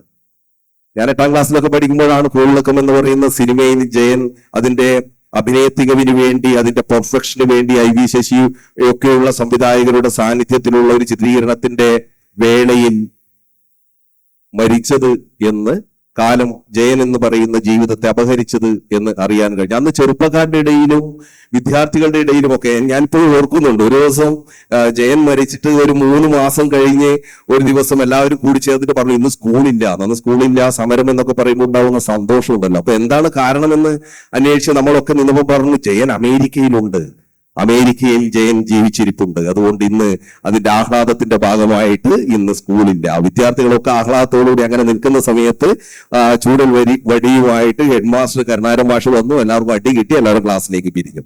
പക്ഷെ ജയൻ എന്ന് പറയുന്ന ഒരു വികാരം വിദ്യാർത്ഥികളുടെ ഇടയിലും എല്ലാതരം ആൾക്കാരുടെ ഇടയിലും ഉണ്ടായിരുന്നു. അത് എന്തുകൊണ്ടാണ്? ജയൻ അഭിനയിച്ച കഥാപാത്രങ്ങൾ, സാഹസികതയുടെ പര്യായമായിട്ടുള്ള കഥാപാത്രങ്ങൾ, തൊഴിലാളി ജീവിതങ്ങൾ, സാധാരണക്കാരന്റെ ജീവിതത്തെ പറിച്ചെടുത്ത് സ്ക്രീനിൽ അപ്രപാളികളിൽ അതിമനോഹരമായിട്ട് ആവിഷ്കരിച്ച ജയന്റെ പുഞ്ചിരിയും കണ്ണിന്റെ വല്ലാത്ത പ്രണയഭാവവും ഒക്കെ ജയനെ നമുക്ക് മറച്ചു വെക്കാൻ കഴിയാത്ത ഒരു ഇമേജ് ആക്കി മനസ്സിൽ നിലനിർത്തുന്നുണ്ട്. അത് നമ്മുടെ ജയൻ എന്ന് പറയുന്ന ആത്മാവ് എന്ന് പറയുന്ന കാര്യമായിരിക്കില്ല. ഒരുപക്ഷെ ജയൻ എന്ന് പറയുന്ന സർഗപ്രതിഭയുടെ, അദ്ദേഹം അഭിനയത്തോട് കാണിച്ച അദ്ദേഹത്തിന്റെ അതിയായ ആത്മാർപ്പണത്തിന്റെ ഭാഗമായിട്ടാണ് നമ്മൾ ജയനെ ഇപ്പോഴും ഓർക്കുന്നത്, അദ്ദേഹത്തിനെ ആദരിക്കുന്നത്. അങ്ങനെയുള്ള ഒരു മുഖം കഴിഞ്ഞ ഒരു ദിവസം ഒരു കലാകാരനെ പരിചയപ്പെടുകയുണ്ടായി. അദ്ദേഹം തൃശ്ശൂരാണ്. ഞാൻ പരിചയപ്പെട്ടപ്പോൾ അദ്ദേഹം പറഞ്ഞു ജയന്റെ വേഷത്തിലുള്ള ഒരുപാട് ചിത്രങ്ങൾ കാണിച്ചു. അഷ്റഫ് എന്നാണ് പേര്. ചിലപ്പോൾ നമുക്ക് ജീവിതവും അതുപോലെ തന്നെ അഭിനയവും ഇടചേരുന്ന സമയങ്ങൾ ഉണ്ടാകാം. അതുപോലുള്ളൊരു ജീവിതമായിട്ട് എനിക്ക് തോന്നി. ജയന്റെ ബെൽബോട്ടൺ പാന്റും കൂളിംഗ് ഗ്ലാസും അതുപോലുള്ള മുടിയും മീശയും ഒക്കെ വെച്ചിട്ടുള്ള അതുപോലുള്ള നടപ്പും വെടുപ്പുമായി ബോഡി ലാംഗ്വേജിൽ, ശരീരഭാഷയിൽ അതൊക്കെ കാണിക്കുന്ന ഒരു മനുഷ്യൻ. ഞാൻ പരിചയപ്പെട്ടപ്പോൾ അദ്ദേഹം പറഞ്ഞു ഒരുപാട് സ്കിറ്റിൽ കുട്ടിക്കാലത്തൊക്കെ ജയനെ ചെയ്യാറുണ്ടായിരുന്നു. ഷാർജയിലായിരുന്നു ജോലി. കോവിഡ് സമയത്ത് ഷാർജയിലുള്ള ജോലിയിൽ നിന്ന് അദ്ദേഹത്തെ പിരിച്ചുവിട്ടു. പിന്നീട് നാട്ടിലേക്ക് എത്തി. ഉപജീവന മാർഗം മുന്നിൽ വഴിമുട്ടി നിന്നു. ദാരിദ്ര്യം മുന്നിൽ അങ്ങനെ നിൽക്കുന്ന സമയത്ത് അദ്ദേഹം തീരുമാനിച്ചു ഈ ജയന്റെ ഉടുപ്പ് വീണ്ടും എടുത്തിടാൻ. അങ്ങനെ ആ ജയന്റെ ബെൽബോട്ടൺ പാന്റും വർണ്ണശബളിമയാർന്ന ഉടുപ്പും ഇട്ടിട്ട് അദ്ദേഹം അല്പം മേക്കപ്പും കൂടിയിട്ട് അദ്ദേഹത്തിന്റെ ഒരു സാധാരണ ഒരു സ്കൂട്ടർ ഉണ്ടായിരുന്നു. ആ സ്കൂട്ടറിൽ ഭാര്യ വെച്ചു കൊടുത്ത ചായയും പഴംപൊരിയുമായിട്ട് നഗരത്തിലേക്ക് ഇറങ്ങി. അന്ന് അദ്ദേഹം പറയുന്നു ഒരുപക്ഷെ അത് വിറ്റ് എല്ലാം തീർന്നിട്ടുണ്ടെങ്കിൽ അദ്ദേഹത്തിന്റെ പ്രതീക്ഷിക്കാവുന്ന തുക 500-600 രൂപയാണ് ഈ സ്നാക്സും ചായയും വിറ്റാൻ കിട്ടുന്ന തുക. പക്ഷേ അദ്ദേഹം വീട്ടിലേക്ക് എത്തിയത് 4000-നടുത്തോളം രൂപയുമായിട്ടാണ്. എന്തുകൊണ്ടാണ്? ജയന്റെ രൂപഭാവം കാണുന്ന സമയത്ത് ആൾക്കാർ അതിന്റെ അടുത്തേക്ക് എത്തുകയും ചായക്കപ്പുറത്തുള്ള മൂല്യം കൊടുക്കുകയും ചെയ്യുന്നു. അത് ജയൻ എന്ന് പറയുന്ന അഭിനേതാവ് നമ്മുടെയൊക്കെ മനസ്സിലുണ്ടാക്കിയിട്ടുള്ള ഇമേജിന്റെ ഭാഗമായാണ്. അതൊരു ജീവിതം ഉണ്ടാക്കുന്നു. അങ്ങനെ അഭിനയവും ചായ വിൽപ്പനയുമായി അദ്ദേഹം ഇപ്പോഴും സന്തോഷത്തോടു കൂടി ജീവിക്കുന്നു എന്നുള്ളതാണ് വലിയൊരു കാര്യം. അങ്ങനെ ജയനെ നമ്മൾക്ക് ഒരിക്കലും മറക്കാൻ കഴിയില്ല. ജയന്റെ ഓർമ്മകൾക്ക് മുന്നിൽ ഇങ്ങനെ ഇന്നിപ്പം ഏറ്റവും മാതൃകാപരമായിട്ടുള്ള കാര്യമാണ് ഇവിടെ ഈ വേദിയിൽ നടക്കുന്നത്. ജയന്റെ ജന്മദിനാചരണത്തിന്റെ ഭാഗമായിട്ട് ജയകുമാർ സാറിനെ പോലുള്ള ഇന്ത്യൻ സർഗവേദിയിലെ ബഹുമുഖ പ്രതിഭയെ ആദരിക്കുന്നു എന്ന് പറയുന്നത് ആ മേഖലയിൽ അത്രത്തോളം കരുത്താർന്ന സാന്നിധ്യങ്ങൾ നമുക്കുണ്ട് എന്ന അഭിമാനത്തിന്റെ ഭാഗമായിട്ട് നമ്മൾ അവരെ ആദരിക്കുന്നു. അവരുടെ ഒപ്പം നമുക്ക് ഇരിക്കാൻ കഴിയുന്നു, അവർ ശ്വസിക്കുന്നയിടത്ത് ആ പരിസരങ്ങളിൽ നമുക്ക് ജീവിക്കാൻ കഴിയുന്നു എന്നൊക്കെ പറയുന്നത് വലിയ അനുഭവമാണ്, വലിയ സൗഭാഗ്യമാണ്. അതുപോലെ തന്നെ ശൈല ടീച്ചറുടെ ഒക്കെ നമ്മൾ മലയാളത്തിൽ ഞാൻ നേരത്തെ പറഞ്ഞ പോലെ ടീച്ചറമ്മയെ നമുക്ക് ശൈല ടീച്ചറൊക്കെ വന്ന വഴികൾ എന്തൊക്കെയാണ്, ഒരു കാലഘട്ടത്തിൽ എന്തൊക്കെയോ നിപ്പയും അതുപോലെ തന്നെ കോവിഡ് ഒരുപാട് പ്രശ്നങ്ങളെ എത്ര ശക്തിയുക്തമായിട്ടാണ്, എത്ര ദീർഘവീക്ഷണത്തോടു കൂടിയിട്ടാണ് ഈ ജനനേതാവ് അതിനൊക്കെ അതിജീവിച്ച് നമ്മളെ മുന്നോട്ട് കൊണ്ടുപോയത്. ശൈല ടീച്ചറുടെ സാന്നിധ്യം ഓരോ വാക്കുകളിൽ, ഞാൻ അവിടെ ഇരുന്ന് ഈ ടീച്ചറുടെ വാക്കുകൾ ഇങ്ങനെ സാമൂഹികം കേൾക്കുമ്പോൾ ജയകുമാർ സാറിന്റെ മുഖത്തെ ചെറിയ ചിരി ശ്രദ്ധിക്കുകയായിരുന്നു. ജയകുമാർ സാറ് പതിയെ എന്റെ കാതിൽ പറഞ്ഞു, എന്തൊരു ക്ലാരിറ്റിയാണ് പറച്ചിരിക്കുന്നത്, ഒരു വാക്ക് പോലും ആവർത്തിക്കുന്നില്ല. ഈ വാക്കുകളുടെ ഓരോ കണക്ഷനിലും വളരെ ഹൃദ്യവും സുവ്യക്തവുമായിട്ടുള്ള ആശയങ്ങളുടെ പ്രകാശങ്ങളാണ് ടീച്ചർ നമ്മുടെ മുന്നിലേക്ക് എത്തിക്കുന്നത്. അതുപോലുള്ള സാന്നിധ്യങ്ങളുടെ കൂടെ ഇരുന്നു കൊണ്ടിങ്ങനെ ജയൻ എന്ന് പറയുന്ന വ്യക്തിത്വത്തെ ഒപ്പം അനുസ്മരണത്തിന് വലിയ മറ്റ് സർഗപ്രതിഭകൾ ആരും കുറവല്ല, ഓരോരുത്തരുടെ മേഖലകളിലും അവരുടേതായിട്ടുള്ള സാന്നിധ്യങ്ങൾ അറിയിച്ച് കടന്നുപോയവരാ. CS രാധാദേവി എന്ന് പറയുന്ന ആദ്യകാല നായികയെ, അതുപോലെ തന്നെ രാധാദേവി അമ്മയുടെ ആകാശവാണിയിലെ സംഗീത രംഗത്ത് അവരുടെ സർഗസംഭാവനകളെയൊക്കെ മലയാളത്തിന് മറക്കാൻ കഴിയില്ല.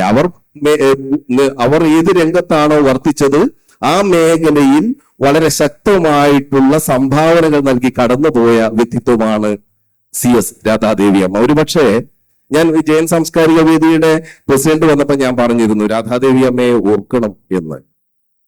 കർണാടക സംഗീത രംഗത്തും ലളിതഗാന രംഗത്തും ഒക്കെ പഠിച്ചറിഞ്ഞ കാര്യങ്ങൾ ആകാശവാണിയിലൂടെ, അന്ന് നമ്മളെ നിരന്തരം ആകാശവാണിയൊക്കെ കേട്ടുകൊണ്ടിരുന്ന സമയത്ത് നമ്മുടെ സംഗീതധാരകളെ, സംഗീതത്തിന്റെ സംസ്കൃതിയൊക്കെ ഊട്ടി ഉറപ്പിച്ച് നമ്മുടെ മനസ്സിലേക്ക് ആഴത്തിൽ പതിപ്പിച്ച വ്യക്തിത്വമാണ് രാധാദേവി അമ്മ. അഭിനേത്രി എന്നുള്ള രീതിയിലും ആദ്യകാലത്തെ എല്ലാ പ്രതിസന്ധികളെയും അതിജീവിച്ച് മുന്നോട്ട് പോയ സർഗ വ്യക്തിത്വം.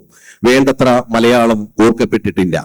രാധാദേവി അമ്മയെ പോലുള്ള വ്യക്തിത്വങ്ങളുടെ ഒരു പ്രത്യേക രീതിയിലുള്ള അനുസ്മരണം ഭാരത് ഭവനിൽ ഞങ്ങൾ സംഘടിപ്പിക്കാനിരിക്കുന്നു. ഒപ്പം മറ്റൊരാൾ മങ്കൊമ്പ് സാറാണ്. മങ്കൊമ്പ് സാറിന്റെ ഒരു അനുസ്മരണം ഇവിടെ വളരെ വലിയ രീതിയിൽ ചെയ്തിരുന്നു. എത്രയെത്ര പാട്ടുകളാണ്, ഗ്രാമം, മലയാണ്മയുടെ ഉൾത്തുടിപ്പറിയുന്ന ഒരുപാട് ഗാനങ്ങളുടെ രചനയിലൂടെ നമ്മുടെ മനസ്സിലേക്ക് ആഴത്തിൽ വിരൽസ്പർശമേൽപ്പിച്ച് കടന്നുപോയ സർഗവ്യക്തിത്വം.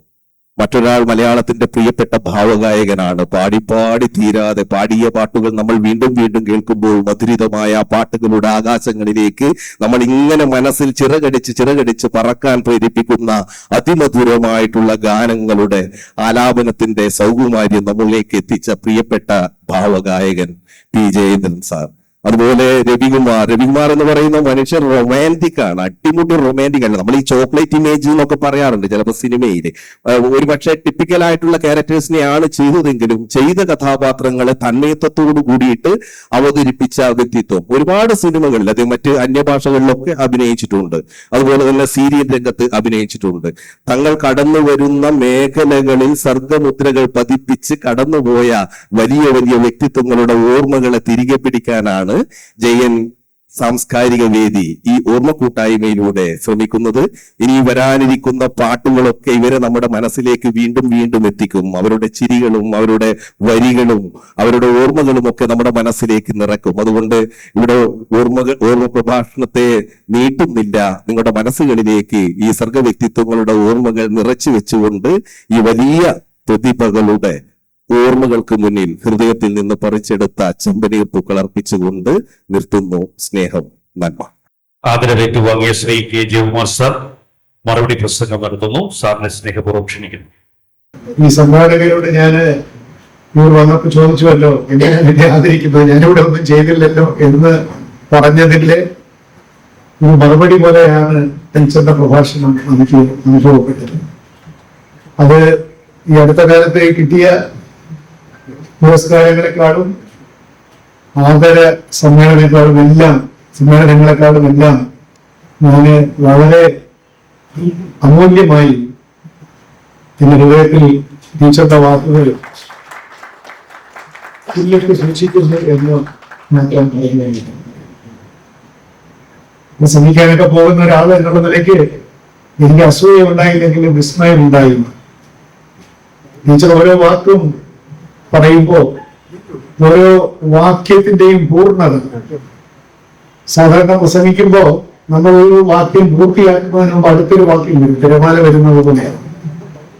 പ്രസംഗത്തിൽ വാക്യം പൂർത്തിയാക്കാറില്ല പലരും, ഞാൻ ഉൾപ്പെടെയുള്ളവർ പകുതി വെച്ചിട്ട് വേറെ എങ്ങോട്ടെങ്കിലും കിട്ടുന്നു. എന്നാൽ ടീച്ചർ നമ്മള് സ്കൂളിൽ കോമ്പോസിഷൻ എഴുതുന്നതിനേക്കാളും വ്യക്തതയോടുകൂടി ലേഖനം എഴുതുന്നത് പോലെ തന്നെ ഒരു വാക്ക് പോലും ആവർത്തിക്കാതെ പൂർണ്ണ വാക്യങ്ങളിൽ ഉചിതമായ ആശയങ്ങൾ എന്ത് ഭംഗിയായി പറഞ്ഞു വെച്ചു എന്ന് ഒരു പ്രഭാഷകൻ എന്നുള്ളതിലേക്ക് ഞാൻ അസൂയയോടെ അല്ല, മൗലവി സാർ സ്ഥിരമായി പറയുന്ന ഒരു വാക്കാണ് അനസൂയ വിശുദ്ധമായ ആദരവോടെ. മൗലവി സാറിന് ഇഷ്ടപ്പെട്ടൊരു വാക്കാണ് അനസൂയ വിശുദ്ധമായ ആദരവോടെ ഞാനത് കേട്ട് ഉണരാൻ കൊണ്ടിരിക്കുകയായിരുന്നു എന്നുള്ളതാണ് അവസ്ഥ. അങ്ങനെയാണ് പ്രസംഗിക്കുന്നത്. അല്ലാതെ ശരിക്ക് കേട്ടെങ്കിൽ ഇത്തിരി പറഞ്ഞ് വാക്യങ്ങളെയും മുറിച്ചു പറയാനല്ല പ്രഭാഷകന്റെ ജോലി എന്നുകൂടി ടീച്ചറോട് ഓർമ്മിപ്പിച്ചു. എനിക്ക് കൂടുതലൊന്നും പറയാൻ തോന്നുകയില്ല. എനിക്ക് തോന്നുന്ന ഒരു കാര്യം, ടീച്ചറി പറഞ്ഞ പല കാര്യങ്ങളും കേട്ടപ്പോ എനിക്ക് എന്റെ ജീവിതം ഇങ്ങനെ ആക്കി തന്ന ശക്തികൾ ആരാണെങ്കിലും ശരി, അതിനോടൊക്കെ വലിയ ഒരു കടപ്പാട് നമ്മുടെ ഔദ്യോഗിക ജീവിതം കൊണ്ട് ആർക്കെങ്കിലും എല്ലാം പ്രയോജനങ്ങൾ ഉണ്ടായെങ്കിൽ അവരുടെ കൊച്ചല്ല, അവരെ സംബന്ധിച്ചിടത്തോളം വലിയ ദുഃഖങ്ങളാണ്, വലിയ പ്രശ്നങ്ങളാണ്. ആ പ്രശ്നങ്ങളൊക്കെ ഒട്ടൊക്കെ പരിഹരിച്ചു കൊടുക്കാൻ എന്റെ ഔദ്യോഗികമായ സ്ഥാനത്തിരുന്നപ്പോ എനിക്ക് സാധിച്ചു എന്നൊക്കെ അറിയുന്നത് തീർച്ചയായിട്ടും അതിനേക്കാൾ കൂടുതലായി ഒന്നും തന്നെ നമുക്ക് ജീവിതത്തിൽ വേണ്ടായി. എത്രയോ മനുഷ്യരുടെ മനസ്സുകളിൽ നമുക്ക് സന്തോഷപ്രദമായ ഒരു സാന്നിധ്യമായി, ഒരു ഓർമ്മയായി അവശേഷിക്കാൻ സാധിക്കുന്നുവെങ്കിൽ അതിനേക്കാൾ മഹത്തരമായി എന്താണുള്ളത്. ഈ ഉദ്യോഗം കൊണ്ടും എന്റെ കലാപ്രവർത്തനങ്ങൾ കൊണ്ടും എനിക്ക് കിട്ടിയ ഏറ്റവും വലിയ അനുഗ്രഹം, ആ അനുഗ്രഹത്തെ പറ്റി എന്റെ തന്നെ ഗുരുവായിട്ടുള്ള എന്ന് പറഞ്ഞ മാനസ ഗുരുവായിട്ടുള്ള ടാഗോർ ഒരു കവനത്തിൽ പറയുന്നുണ്ട്, അപരിചിതരായ ആളുകൾക്ക് അന്ന് എന്നെ പരിചിതമില്ല, അന്യരായിട്ടുള്ള ആളുകൾക്ക് അങ്ങനെ സുഹൃത്തുക്കളാക്കി, ഇതുവരെ ഞാൻ കടന്നു ചെല്ലാത്ത ഭവനങ്ങളിൽ അങ്ങനെ അതിഥിയാക്കി എന്ന് പറയുന്നത്. എനിക്ക് തോന്നുന്നത് ഈ എന്റെ സാഹിത്യ, കവിത, സംഗീത അല്ലെങ്കിൽ ഗാന രചനകൾ കൊണ്ട് ഔദ്യോഗികമായി പ്രവർത്തിച്ച ഒരു പാരമ്പര്യം കൊണ്ടും ഒക്കെ തന്നെ എത്രയോ ഭവനങ്ങളിൽ എത്രയോ ആളുകളുടെ മനസ്സുകളിൽ എനിക്ക് ചെറിയൊരിടം കിട്ടി എന്നത് എന്റെ ജീവിതത്തിനോട് വളരെ കൃതജ്ഞതയോടുകൂടി ആ ജീവിതത്തെ സ്മരിക്കാൻ എനിക്ക് തോന്നുന്നു. ഇതെല്ലാം ഓർമ്മിപ്പിച്ചതിന്റെ ടീച്ചറോട് ഞാൻ നന്ദി പറയുകയാണ്.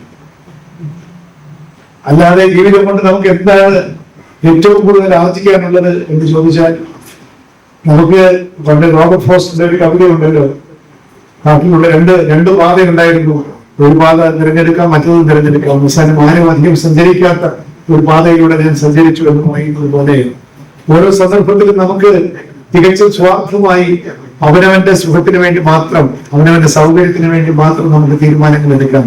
എന്നാൽ മറ്റുള്ളവർക്ക് വേണ്ടി നമുക്ക് തീരുമാനങ്ങൾ എടുക്കാം. ശൈലജ ടീച്ചർ ആദ്യത്തെ തവണ MLA ആയിട്ടൊക്കെ വരുമ്പോ ഒരു MLA എങ്ങനെയാണ് എന്തുമാത്രം ആത്മാർത്ഥമായിട്ടാണ് തന്റെ കോൺസ്റ്റിറ്റ്യുവൻസിയിലുള്ള ആളുകൾ വന്ന് ഒരു സങ്കടം പറയുമ്പോ അത് എങ്ങനെയാണ് അത് പരിഹരിക്കേണ്ടത് എന്ന ആത്മാർത്ഥമായിട്ടുള്ള ഒരു ആഗ്രഹത്തോടു കൂടി ഒരു ഉദ്യോഗസ്ഥന്റെ മുമ്പിൽ വന്ന രംഗവും എനിക്ക് ഓർമ്മയുണ്ട്. ഒരുപക്ഷെ പല കാര്യങ്ങളും പരിഹരിക്കപ്പെട്ടത് എന്റെ മിടുക്ക് കൊണ്ടായിരിക്കുകയില്ല, കൊണ്ടുവന്ന MLAയുടെ ആത്മാർത്ഥത മനസ്സിലാക്കാൻ എന്റെ പാവം കവി ഹൃദയത്തിന് സാധിച്ചത് കൊണ്ടായിരിക്കും എന്ന് ഞാൻ വിചാരിക്കുകയാണ്. ടീച്ചറുടെ ആത്മാർത്ഥതയാണ് നമ്മളെ കൊണ്ട്, അത് പിന്നീട് ടീച്ചർ പ്രകടിപ്പിക്കുകയും ചെയ്തല്ലോ. കേരളം തന്നെ ബോധ്യപ്പെട്ട മികവുറ്റ പ്രവർത്തനങ്ങൾ നമ്മൾ കൈവരിക്കുന്നു. അത് ഏറ്റെടുക്കുന്ന ഒരു കാര്യം പൂർണ്ണമായി തൃപ്തിയായിട്ട് ചെയ്തു കൊടുക്കുകയാണ്. അങ്ങനെയാണ് ഇതൊക്കെയാണ് എനിക്ക് എന്റെ ജീവിതത്തെ പറ്റി ടീച്ചറെ പരാമർശിച്ച പല കാര്യങ്ങളെ പറ്റിയും കേട്ടപ്പോൾ എനിക്ക് തോന്നിയത്. വേറെ ഒരു കാര്യം കൂടി പറഞ്ഞ് ഞാൻ അവസാനിപ്പിക്കാം. പിന്നെ ജയനെ അനുസ്മരിക്കാനാണ് നമ്മുടെ ഈ ഇന്നത്തെ ഈ യോഗത്തിന്റെ പ്രധാന ലക്ഷ്യം. കുറച്ച് വഴിതെറ്റി എന്നെ പറ്റി ചിന്തിച്ചു പോയി എന്ന് മാത്രം. എന്തുകൊണ്ടാണ് ജയനെപ്പോലൊരു നടൻ, അദ്ദേഹം മരിച്ചിട്ടിപ്പോ എത്ര 45 വർഷം 45 വർഷമായി. ഈ 45 വർഷത്തിന് ശേഷവും നമ്മൾ ഒരു നടനെ വളരെ നഷ്ടബോധത്തോടു കൂടി അനുസ്മരിക്കുമ്പോൾ ആ നടൻ എന്തെങ്കിലും ഒരു മറ്റു നടന്മാർക്കില്ലാത്ത എന്തോ ഒന്ന് ഉള്ളത് കൊണ്ടാണല്ലോ കേരളം ഇപ്പോഴും ജയനെ ഓർക്കുന്നത്. ഈ ഇടയ്ക്ക് ഒരാള് ജയന്റെ ജീവിതത്തെ പറ്റി ഒരു സിനിമ എടുക്കുന്നുണ്ട്, ഒരു സ്ക്രിപ്റ്റ് എടുക്കുന്നുണ്ട്. പക്ഷെ ഞാനത് പ്രോത്സാഹിപ്പിച്ചില്ല. കാരണം ഇല്ലാത്ത കാര്യങ്ങളൊക്കെ ആരോപിച്ച് സിനിമയ്ക്ക് ആളെ കിട്ടാനുള്ള ചില വേലകൾ ജയന്റെ ചിലവ് വേണ്ട എന്ന് പറഞ്ഞിട്ട് അതായത് നിരുത്സാഹപ്പെടുത്തുകയായിരുന്നു. ജയന്റെ മരണത്തിന്റെ പിന്നിലെ ദുരൂഹത, അതിനൊരു പ്രവർത്തിച്ച ആളുകൾ, അങ്ങനെയൊക്കെ നമുക്ക് ജയന്റെ ഒരു ചിത്രം മനസ്സിലുണ്ട്. നീ ഈ സിനിമ എടുത്ത ചിത്രത്തെ ഇല്ലാതാക്കണ്ടെന്ന് പറഞ്ഞിട്ട് ഞാൻ പറഞ്ഞു വിടുകയാണ് ചെയ്തത്. പക്ഷെ എന്തുകൊണ്ടാണ് കേരളം ഒരു വലിയ പാഷനോട് കൂടി ഇപ്പോഴും ജയനെ ഓർക്കുന്നത്? 2-3 കാരണങ്ങളുണ്ടെന്ന് എനിക്ക് തോന്നുന്നു. ഒന്ന്, ഈ കലാകാരന്മാരെ സംബന്ധിച്ചിടത്തോളം നമ്മൾ പ്രത്യേകിച്ച് നടന്മാരെ അവരെ ഇഷ്ടപ്പെടുന്നത് ധീരതയുടെ പ്രകടനങ്ങൾ ഏതൊരു നടനിൽ നിന്നുണ്ടാകുമോ ആ നടനെ നമ്മൾ നെഞ്ചോട് ചേർത്ത് വയ്ക്കും. ഒരു കാലത്ത് സത്യം മാസ്റ്ററോട് നമുക്ക് തോന്നി ആരാധന എന്താണ്? ഒരു പൗരുഷം, ധീരത, ഒരു കൂസലില്ലായി. അതാണ് നമ്മൾ ആഗ്രഹിക്കുന്നത്. ഒരുപക്ഷെ നമ്മുടെ ജീവിതത്തിൽ ഒരുപാട് കോംപ്രമൈസുകൾ ചെയ്ത് അത്രയൊന്നും ധൈര്യം കാണിക്കാതെ ജീവിക്കുന്ന നമ്മളെ സംബന്ധിച്ചിടത്തോളം സ്ക്രീനിൽ വന്ന് നിന്ന് നമുക്ക് കാണിക്കാൻ സാധിക്കാത്ത ധീരത കാണിക്കുന്ന ഒരു നടനോട് നമുക്ക് തോന്നിപ്പോകുന്ന ആരാധന സ്വാഭാവികം. ജയനെ സംബന്ധിച്ചിടത്തോളം ആ കൂസലല്ലായ്മയും ആ ധികാരവും ആ ധീരതയുമാണ് ജയനെ മനുഷ്യ മനസ്സുകളിൽ ഇപ്പോഴും സചേതനമാക്കി നിലനിർത്തുന്നത്. അത്തരത്തിലുള്ള നടന്മാരോടാണ് നമുക്ക് ഇഷ്ടം. സുകുമാരനെ ഈ പലപ്പോഴും ഓർക്കുന്നതിന് ഒരു ഡിഫൈൻഡ് സ്ഥലം ഈ നിങ്ങളുടെ ചില ഇതിനോടൊക്കെയുള്ള എന്റെ ഒരു നിസ്സാരമായിട്ട് അതിനെ പരിഗണിക്കാനുള്ള ഒരു കൂസലില്ലായ്മ. ഈ കൂസലില്ലായ്മ മലയാളികൾക്ക് ഇഷ്ടമാണ്. ജയനെ സംബന്ധിച്ചിടത്തോളം മറ്റൊരു കാര്യം കൂടിയുണ്ട്. ജീവിതത്തിന്റെ നടൻ എന്നുള്ള നിലയ്ക്ക് അദ്ദേഹത്തിന്റെ പൂർണ്ണതയിൽ എത്തുന്നതിന് മുമ്പ് അടർന്നു പോയ ഒരു പുഷ്പം പോലെ, നമ്മളിൽ അപഹരിക്കപ്പെട്ടുകൊണ്ടുപോയ ഒരു നിധി പോലെ, നമുക്ക് പൂർണ്ണമായി ആസ്വദിക്കാൻ കിട്ടുന്നതിന് മുമ്പ് അത് നഷ്ടപ്പെട്ടു പോയ ഒരു അനുഗ്രഹം പോലെ ജയൻ നമ്മളെ വിട്ടുപോയി എന്നുള്ളതാണ് ജയന്റെ അനശ്വരതയുടെ പിന്നിൽ നിന്നിരിക്കുന്നത്. ഇവിടെ നമ്മൾ അനുസ്മരിക്കുന്ന മറ്റു പ്രഗത്ഭരായ ആളുകളുണ്ട്. CS രാധാദേവി, ജയചന്ദ്രനും ബാലകൃഷ്ണൻ ലഭിക്കുന്നതാണ്. ഇതൊക്കെ പറഞ്ഞു പോയത് എനിക്ക് ബോറടിക്കുന്നവരോട് ഞാൻ പറയുകയാണ്. ഞങ്ങളിവിടെ നിൽക്കുമ്പോൾ ഓർക്കുന്നത് ഇവരോടെല്ലാം വ്യക്തിപരമായി ഓരോ തരത്തിൽ ബന്ധപ്പെട്ടതാണ്. രവികുമാറിനെ പറ്റി പറഞ്ഞാൽ രവികുമാറിന്റെ അച്ഛനാണ് എന്റെ അച്ഛന്റെ ആദ്യത്തെ ഒരു പ്രൊഡ്യൂസർ. രവികുമാറിന്റെ നടനാക്കുന്നതിലും എന്റെ അച്ഛന്റെ സിനിമയിലാണ് ആദ്യമായിട്ട് അദ്ദേഹം ഇങ്ങനെയാണ്. അപ്പോൾ എത്രയോ കാലമായിട്ടുള്ള പരിചയം. അദ്ദേഹത്തിന്റെ വീട്ടിൽ ഊണ് കഴിക്കാൻ പോയതൊക്കെ എനിക്ക് നല്ല ഓർമ്മയുണ്ട്. ഞങ്ങൾ അങ്ങനെ രവികുമാർ ഇങ്ങനെ സിനിമയിലോട്ട് വരുന്നതേ ഇല്ല. ജയചന്ദ്രനെ പറ്റി പറഞ്ഞതിന്റെ ഒരുപാട് കാര്യങ്ങൾ പറയാനുണ്ട്. പക്ഷെ വ്യക്തിപരമായി ഞാൻ ഓർക്കുന്ന 2 കാര്യങ്ങൾ ഇവിടെ പറഞ്ഞു കൊടുക്കട്ടെ. ഒന്ന്, അദ്ദേഹത്തിന്റെ ആദ്യത്തെ ശ്രദ്ധേയമായ പാട്ട് മഞ്ഞരയിൽ മുങ്ങിത്തോട്ടി മധുമാസി ചന്ദ്രിക എന്ന പാട്ട്, അത് യേശുദാസ് പാടാൻ വേണ്ടി ഉള്ളതാണ് എന്നും ജയചന്ദ്രനോട് ട്രാക്ക് പാടാൻ പറഞ്ഞിട്ട് ദേവരാജ മാസ്റ്റർ ട്രാക്ക് പാടിയിട്ടതാണ് എന്നാണ് ജയചന്ദ്രനോട് പറഞ്ഞത്. വേറൊരു പാട്ടാണ് ജയചന്ദ്രന് കൊടുത്തത്, കാരുണ്യം തന്നിലെ താമരപ്പൂവ് പറഞ്ഞിട്ട് കുറച്ചൊരു കോമഡി സോങ് ആണ്. അത് ജയചന്ദ്രന് കൊടുത്തു. മറ്റേ പാട്ട് അത് യേശുദാസിന് പാടാനുള്ളതാണ്. ജയചന്ദ്രൻ എന്നോട് പറഞ്ഞതാണ്, ഇനി അതൊരു ട്രാക്ക് പാടിയിട്ടേക്ക് എന്ന് പറഞ്ഞു. 3 തവണ പാടിച്ചു. ദേവരാജ മാസ്റ്ററുടെ നേതൃത്വത്തിൽ തന്നെ പാടിച്ചു. അപ്പൊ പോയില്ല. ജയചന്ദ്രനോട് വെളിയിൽ തന്നെ നിൽക്കുകയാണ്. മാസ്റ്റർ അടുത്ത് റെക്കോർഡിങ് നടത്തി. അപ്പൊ അച്ഛന്റെ കുളമാണുണ്ട്. അച്ഛൻ്റെ അവിടെ വന്നു, അത് കയറി സംസാരിച്ചു. ആ അച്ഛനാണെങ്കിൽ മുറുക്കി തുപ്പാൻ നേരത്തെ ജയചന്ദ്രൻ പോയിട്ടില്ല. അവർ ജയചന്ദ്രൻ എന്താ പോകുന്നില്ല. അല്ല സാർ, ആ 2ാമത്തെ പാട്ടാണ് ഇന്നലെയും മുന്നിക്കൊടുത്തുള്ള പാട്ട് കിട്ടിയിരുന്നെങ്കിൽ ഞാൻ രക്ഷപ്പെട്ടു പോയില്ലേ എന്ന് പറഞ്ഞു. അപ്പോൾ അത് നിങ്ങളാണല്ലോ. പക്ഷെ മാസ്റ്റർ അങ്ങനെ അല്ലല്ലോ സാർ പറഞ്ഞത്. അപ്പോ ജയചന്ദ്രൻ പറഞ്ഞു, മാസ്റ്റർ അങ്ങനെ പലതും പറയാം, അത് നിങ്ങൾക്കുള്ളതാണ്, ധൈര്യമായിട്ട് പോകോ ഇതൊക്കെ പറഞ്ഞിട്ട് ജയചന്ദ്രനെ പറഞ്ഞു വിട്ടിട്ട് ആ മഞ്ഞരയിൽ മുങ്ങിട്ട് നോക്കി. അവസാനം ഞാൻ ജയചന്ദ്രന്റെ ഒരു ഇന്റർവ്യൂ എടുക്കാൻ പോയി ഡോക്യുമെന്ററിക്ക് വേണ്ടി. അപ്പൊ പറഞ്ഞു, ഇപ്പോഴും ഗാനമേളയ്ക്ക് അതിന്റെ ഹമ്മിങ് കേൾക്കുമ്പോൾ തന്നെ ആളുകൾ കൈയടിക്കും എന്ന് പറഞ്ഞ് എന്റെ അച്ഛന്റെ ചിത്രത്തിലാണ് ആദ്യമായിട്ട് ഇത്രയും നല്ലൊരു ഓപ്പണിംഗ് കിട്ടിയത് എന്നൊക്കെ പറഞ്ഞ് ജയചന്ദ്രന്റെ ഏറ്റവും അവസാനമായിട്ട് അദ്ദേഹത്തിന് പുരസ്കാരം കൊടുക്കാൻ എനിക്ക് സാധിച്ചു എന്നുള്ളതാണ് ആ ഒരു ചക്രം അല്ലെങ്കിൽ വൃത്തം പൂർണ്ണമാകുന്നത് എന്ന് ഞാൻ വിചാരിക്കുന്നു. ഗുരുവായൂരിൽ വെച്ചിട്ട് ഒരു സംഘടനയുടെ നേതൃത്വത്തിലുള്ള ഒരു അവാർഡ് കൊടുക്കാൻ എന്നെയാണ് വിളിച്ചത്. ജയചന്ദ്രൻ വരുമോ എന്ന് ചോദിച്ചു. തീരെ അവശനായിരുന്നു. പക്ഷെ അദ്ദേഹം വരാമെന്ന് പറഞ്ഞു, വന്നില്ല. തലേ ദിവസം വൈകുന്നേരം അദ്ദേഹം ബാത്റൂമില് വീണ് സർജറിയായി. അതിനപ്പുറത്തേക്ക് അദ്ദേഹം പോയില്ല. ഈ അവാർഡ് ഞാൻ മകനാണ് കൊടുത്തത്. കൊടുക്കുന്ന സമയത്ത് ഞാൻ പറഞ്ഞു, ഇത് ഞാനെന്ന് പറയുന്ന കെ ജയകുമാർ എന്ന് പറയുന്ന ഒരു വ്യക്തിയല്ല ഇത് തരുന്നത്, നേരെ മറിച്ച് അദ്ദേഹത്തിന് ആദ്യത്തെ ഏറ്റവും നല്ല ഗാനം കൊടുത്ത് പ്രോത്സാഹിപ്പിച്ച സംവിധായകനായിരുന്ന കൃഷ്ണനായരുടെ സാന്നിധ്യം ഇവിടെ അനുഭവിച്ചുകൊണ്ട് അദ്ദേഹത്തിന് വേണ്ടി ഞാൻ ജയചന്ദ്രന് കൊടുക്കുന്ന അവാർഡാണ് എന്ന് പറഞ്ഞ് അദ്ദേഹത്തിന് മകന് കൊടുത്തത്. അത് അവസാനത്തെ അവാർഡായിരുന്നല്ലോ എന്ന് ഓർക്കുമ്പോ ഇതിനകത്തൊക്കെ നമ്മൾ തിരിച്ചറിയാൻ വയ്യാത്ത ലിപികളിൽ എന്തൊക്കെയോ എഴുതപ്പെട്ടിരിക്കുമ്പോ എന്ന് എനിക്ക് തോന്നിപ്പോവുകയാണ്. ഇതാണ് ജയചന്ദ്രനെ പറ്റിയുള്ള എന്റെ അനുഭവം. അതുപോലെ മങ്കപ്പൂർ ഗോപാലകൃഷ്ണനുമായിട്ട് വളരെ അടുപ്പമാണ് എനിക്ക്. അദ്ദേഹത്തിന് അവാർഡ് കൊടുക്കാൻ എനിക്ക് പോകാൻ സാധിച്ചു. ദേവരാജൻ മാസ്റ്റർ പേരിലുള്ള അവാർഡ് വരവ് വെച്ചിട്ട് കൊടുക്കാൻ ഹരികരനുണ്ട്. പിന്നെ അതുപോലെ തന്നെ മങ്കോപ്പിന് ഒരുമിച്ച് ഒരു അവാർഡ് കൊടുക്കാനും എനിക്ക് സാധിച്ചു. ദേവരാജൻ മാസ്റ്റർ പറ്റിയ അനുസ്മരണം വളരെ യൂട്യൂബിലൊക്കെ കിടക്കുന്നുണ്ട്. ഈ വലിയ ആളുകളെ കാണാനും അവരോട് പരിചയപ്പെടാനും മങ്കോപ്പൻ ഗോപാലകൃഷ്ണൻ ഞാൻ കൂടെ ഒരു സിനിമ ചെയ്തിട്ടുണ്ട്, അഹല്യ, പുറത്തു വന്നില്ല. മങ്കോപ്പിന്റെ സ്ക്രിപ്റ്റ് എന്റെ പാട്ടും മങ്കോപ്പിന്റെ ഒരു പാട്ടുമുണ്ട്. അപ്പോ മങ്കോപ്പന്റെ ഒരു സാന്നിധ്യമാണ്. മങ്കോപ്പ് മലയാള സിനിമയിലെ ഒരു നിതാന്ത സാന്നിധ്യമാണ്, എപ്പോഴും ഉണ്ട്, എല്ലാവരോടൊപ്പം ഉണ്ട്. പക്ഷേ വേണ്ടത് അംഗീകാരം കിട്ടിയെന്ന് ചോദിച്ചാൽ ഇല്ല. അതിന് കാരണമൊന്നും എനിക്ക് അറിഞ്ഞുകൂടാ. മങ്കോപ്പ് ഇഷ്ടംപോലെ നല്ല പ്രതിഭാശാലിയും നല്ല ഭീഷണാശാലിയും ഒരുപാട് പാണ്ഡിത്യവുമുള്ള ഒരാളാണ്. പക്ഷേ വേണ്ടത്ര ഒരു അംഗീകാരം കിട്ടാതെ പോയി. എങ്കിലും മലയാള സിനിമ അദ്ദേഹത്തിന് എന്നും ഓർക്കുന്നു. അങ്ങനെ എല്ലാവരെയും CS രാധാകൃഷ്ണനെ പറ്റിയാണെങ്കിൽ അതും ഞാൻ എന്റെ അച്ഛനോട് പറയുന്ന അനിയത്തി എന്ന സിനിമ എന്റെ അച്ഛന്റെ രണ്ടാമത്തെ പടമാണ്. അതില് CS രാധാകൃഷ്ണൻ പാടിയിട്ടുണ്ട്. അത് ഓർമ്മപ്പെടുത്തി എന്റെ അടുത്ത് വരികയും ചെയ്തു പല പ്രാവശ്യം. അപ്പോ അവസാന കാലം വരെ ഞാൻ വളരെ അടുത്ത് ഇടപഴകിയ ഒരാളും കൂടി. ഇതൊക്കെ ഓർക്കുമ്പോൾ ഞാൻ പോയി, എല്ലാവരും പോയി. ഇതൊക്കെ ഓർക്കുമ്പോൾ ഒരു കാര്യം പറഞ്ഞ് ഞാൻ അവസാനിപ്പിച്ചു കൊള്ളാം. അത് നമ്മുടെ കോളേജിലൊക്കെ പഠിക്കുന്ന കാലത്ത് പഠിച്ച ഒരു മെറ്റാഫിസിക്കൽ പോയട്രി ഉണ്ട്. ജോൺ ഡണ്ണിന്റെ ഒരു കവിത, ഡെത്ത് ബി നോട്ട് പ്രൗഡ്. ചിലരൊക്കെ ഓർക്കുന്നുണ്ട്, മരണമേ അഹങ്കരിക്കുക എന്നാണ്. നമ്മുടെ വാസ്തവത്തിൽ ഈ സന്ധിക്ക് മരണത്തോട് പറയുന്നതും അത് തന്നെയാണ്, ഡെത്ത് ബി നോട്ട് പ്രൗഡ്. മരണമേ, ഇവരെ എന്നെ അപഹരിച്ചുകൊണ്ട് പോയെങ്കിൽ നീ എന്നെ അഹങ്കരിക്കുകയൊന്നും വേണ്ട, ഞങ്ങൾ ഇവരെ വിസ്മൃതിക്ക് വിട്ടുകൊടുക്കാൻ തയ്യാറല്ല എന്ന് മരണത്തോട് നമ്മൾ പറയുന്നതാണ് ഈ സന്ധിയെ.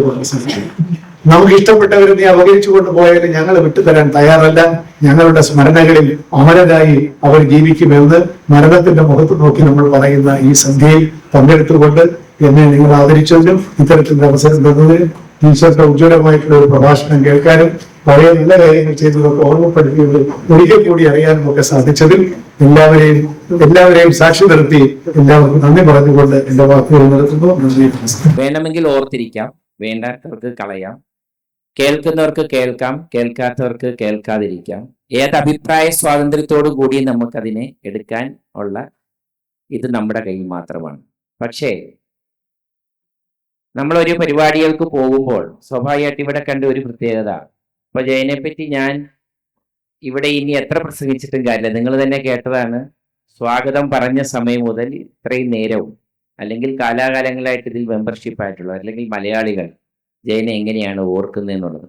പക്ഷെ ആ ഓർക്കുന്ന ദിവസത്തിലെ ഒരതിഥി വരുമ്പോൾ ആ അതിഥിയെ നമ്മൾ സ്വീകരിക്കുന്ന ഒരു ചടങ്ങ് എത്രത്തോളം മഹത്തരമായിരിക്കണം എന്നുള്ളത് പല വേദികളിൽ, എത്രയോ വേദികളിൽ പോയിട്ടുണ്ട്, എത്രയോ വേദികൾ കണ്ടിട്ടുണ്ട്.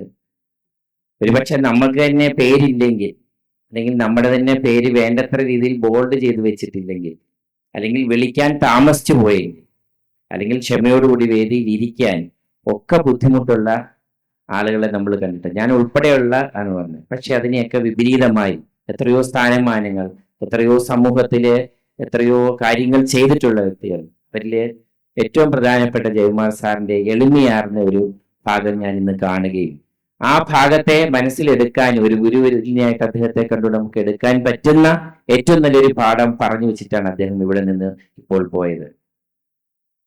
എല്ലാ ദിവസവും ഇപ്പം ലാസ്റ്റ് അദ്ദേഹത്തിന്റെ പ്രഭാഷണത്തിൽ ഒരു വാക്ക് പറഞ്ഞല്ലോ, മരണം എല്ലാവരെയും കൊണ്ടുപോകും, പക്ഷേ മരണത്തെ നമ്മൾ തോൽപ്പിക്കുന്നത് ആ ഓർമ്മകളിലൂടെയാണ് എന്ന് അദ്ദേഹം പറഞ്ഞു വെച്ചു. മധുരമായിട്ടുള്ള ഒരു വാക്ക് കോർത്തെടുത്തുകൊണ്ട് ഓർമ്മയിൽ സൂക്ഷിച്ചുകൊണ്ട് ഇംഗ്ലീഷ് പോയിട്ടിലെ വാക്കിന്റെ അർത്ഥവ്യാപ്തി വളരെ ഭംഗിയായി പറഞ്ഞുകൊണ്ട് നമുക്കൊരു അറിവ് പകർന്നു തന്നിട്ട് പോകുന്ന നിമിഷത്തെ നമ്മൾ കണ്ടു. ഇങ്ങനെ അറിവ് നേടുന്ന ഇടങ്ങളാണ് ഒരുപക്ഷെ ജയന്റെ സാംസ്കാരിക വേദി, കലാസാംസ്കാരിക വേദിയിൽ നിന്ന് നമ്മളെ ഒരുമിച്ചിരുത്തുമ്പോൾ നമ്മളെ കുറച്ചു പേർ നമ്മൾ ഇവിടെ ഇരിക്കുമ്പോൾ ഒരുപാട് ഓർമ്മകൾ നമ്മുടെ മനസ്സിൽ തങ്ങുമ്പോൾ നാളെയുടെ കാലത്തും നമ്മൾ ഒരുപക്ഷെ ഓർക്കുന്ന ചില വാക്കുകളായിരിക്കും അന്ന് പറഞ്ഞ വാക്കുകൾ. ഇന്ന വ്യക്തിത്വങ്ങൾ പറഞ്ഞാൽ ഇപ്പോൾ ജയൻ വരുന്ന സമയത്ത് ഞാനില്ല ശരിക്കും. അദ്ദേഹം ജീവിച്ച് അദ്ദേഹം ഇവിടെ അദ്ദേഹത്തിൻ്റെതായിട്ടുള്ള പ്രതിഭ മുദ്ര വയ്ക്കുന്ന സമയത്തൊന്നും ഞാൻ ഇവിടെ ഇല്ല ശരിക്കും. ഞാനൊക്കെ അതിനൊക്കെ കഴിഞ്ഞ് എത്രയോ കാലത്തിന് ശേഷമാണ് ഞാൻ കടന്നു വരുന്നത്. പക്ഷെ എൻ്റെ ഓർമ്മകൾ നിൽക്കുന്നത് ഞാൻ വേദികളിൽ പോയിട്ടുള്ളപ്പോൾ മുതലുള്ള എത്രയോ വ്യക്തിത്വങ്ങളുണ്ട്. അവർക്കിടയിലുള്ള സംഭാഷണങ്ങൾ, അല്ലെങ്കിൽ ഞാൻ ഓർക്കപ്പെടുമ്പോൾ എനിക്ക് പറയാൻ പറ്റുന്നത് എന്തൊക്കെയാണ്, അതൊക്കെയാണ് മനസ്സിൽ തങ്ങുന്നതും സൂക്ഷിക്കുന്നതും ഒക്കെ.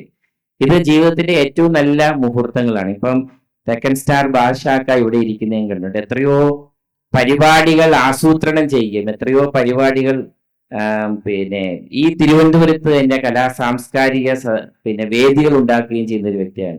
ഇപ്പോൾ ഇവിടെ കാണാൻ സാധിക്കുന്നുണ്ട്. അദ്ദേഹം വളരെ അക്ഷമനായി ഈ പരിപാടി തുടങ്ങിയപ്പോൾ മുതൽ ഇവിടെ ഇരിക്കുന്നത് കാണുന്നുണ്ട്. പക്ഷെ എനിക്കൊക്കെ ആണെങ്കിൽ അത്രയും ഒരു ക്ഷമ ഉണ്ടാവണമെന്നില്ല.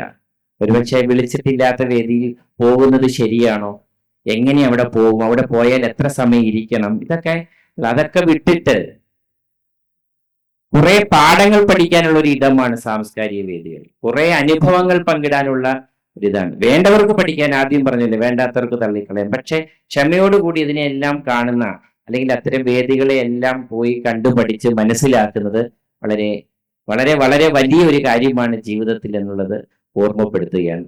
എന്തായാലും ഈ ജയൻ കലാ സാംസ്കാരിക വേദിയുടെ ഈ വർഷത്തെ ഇവന്റിൽ എത്തിച്ചേരാനും ഇവിടെ നിന്ന് ഈ വാക്കുകളൊക്കെ പറയാനും സാധിച്ചതിൽ വളരെയധികം സന്തോഷമുണ്ട്.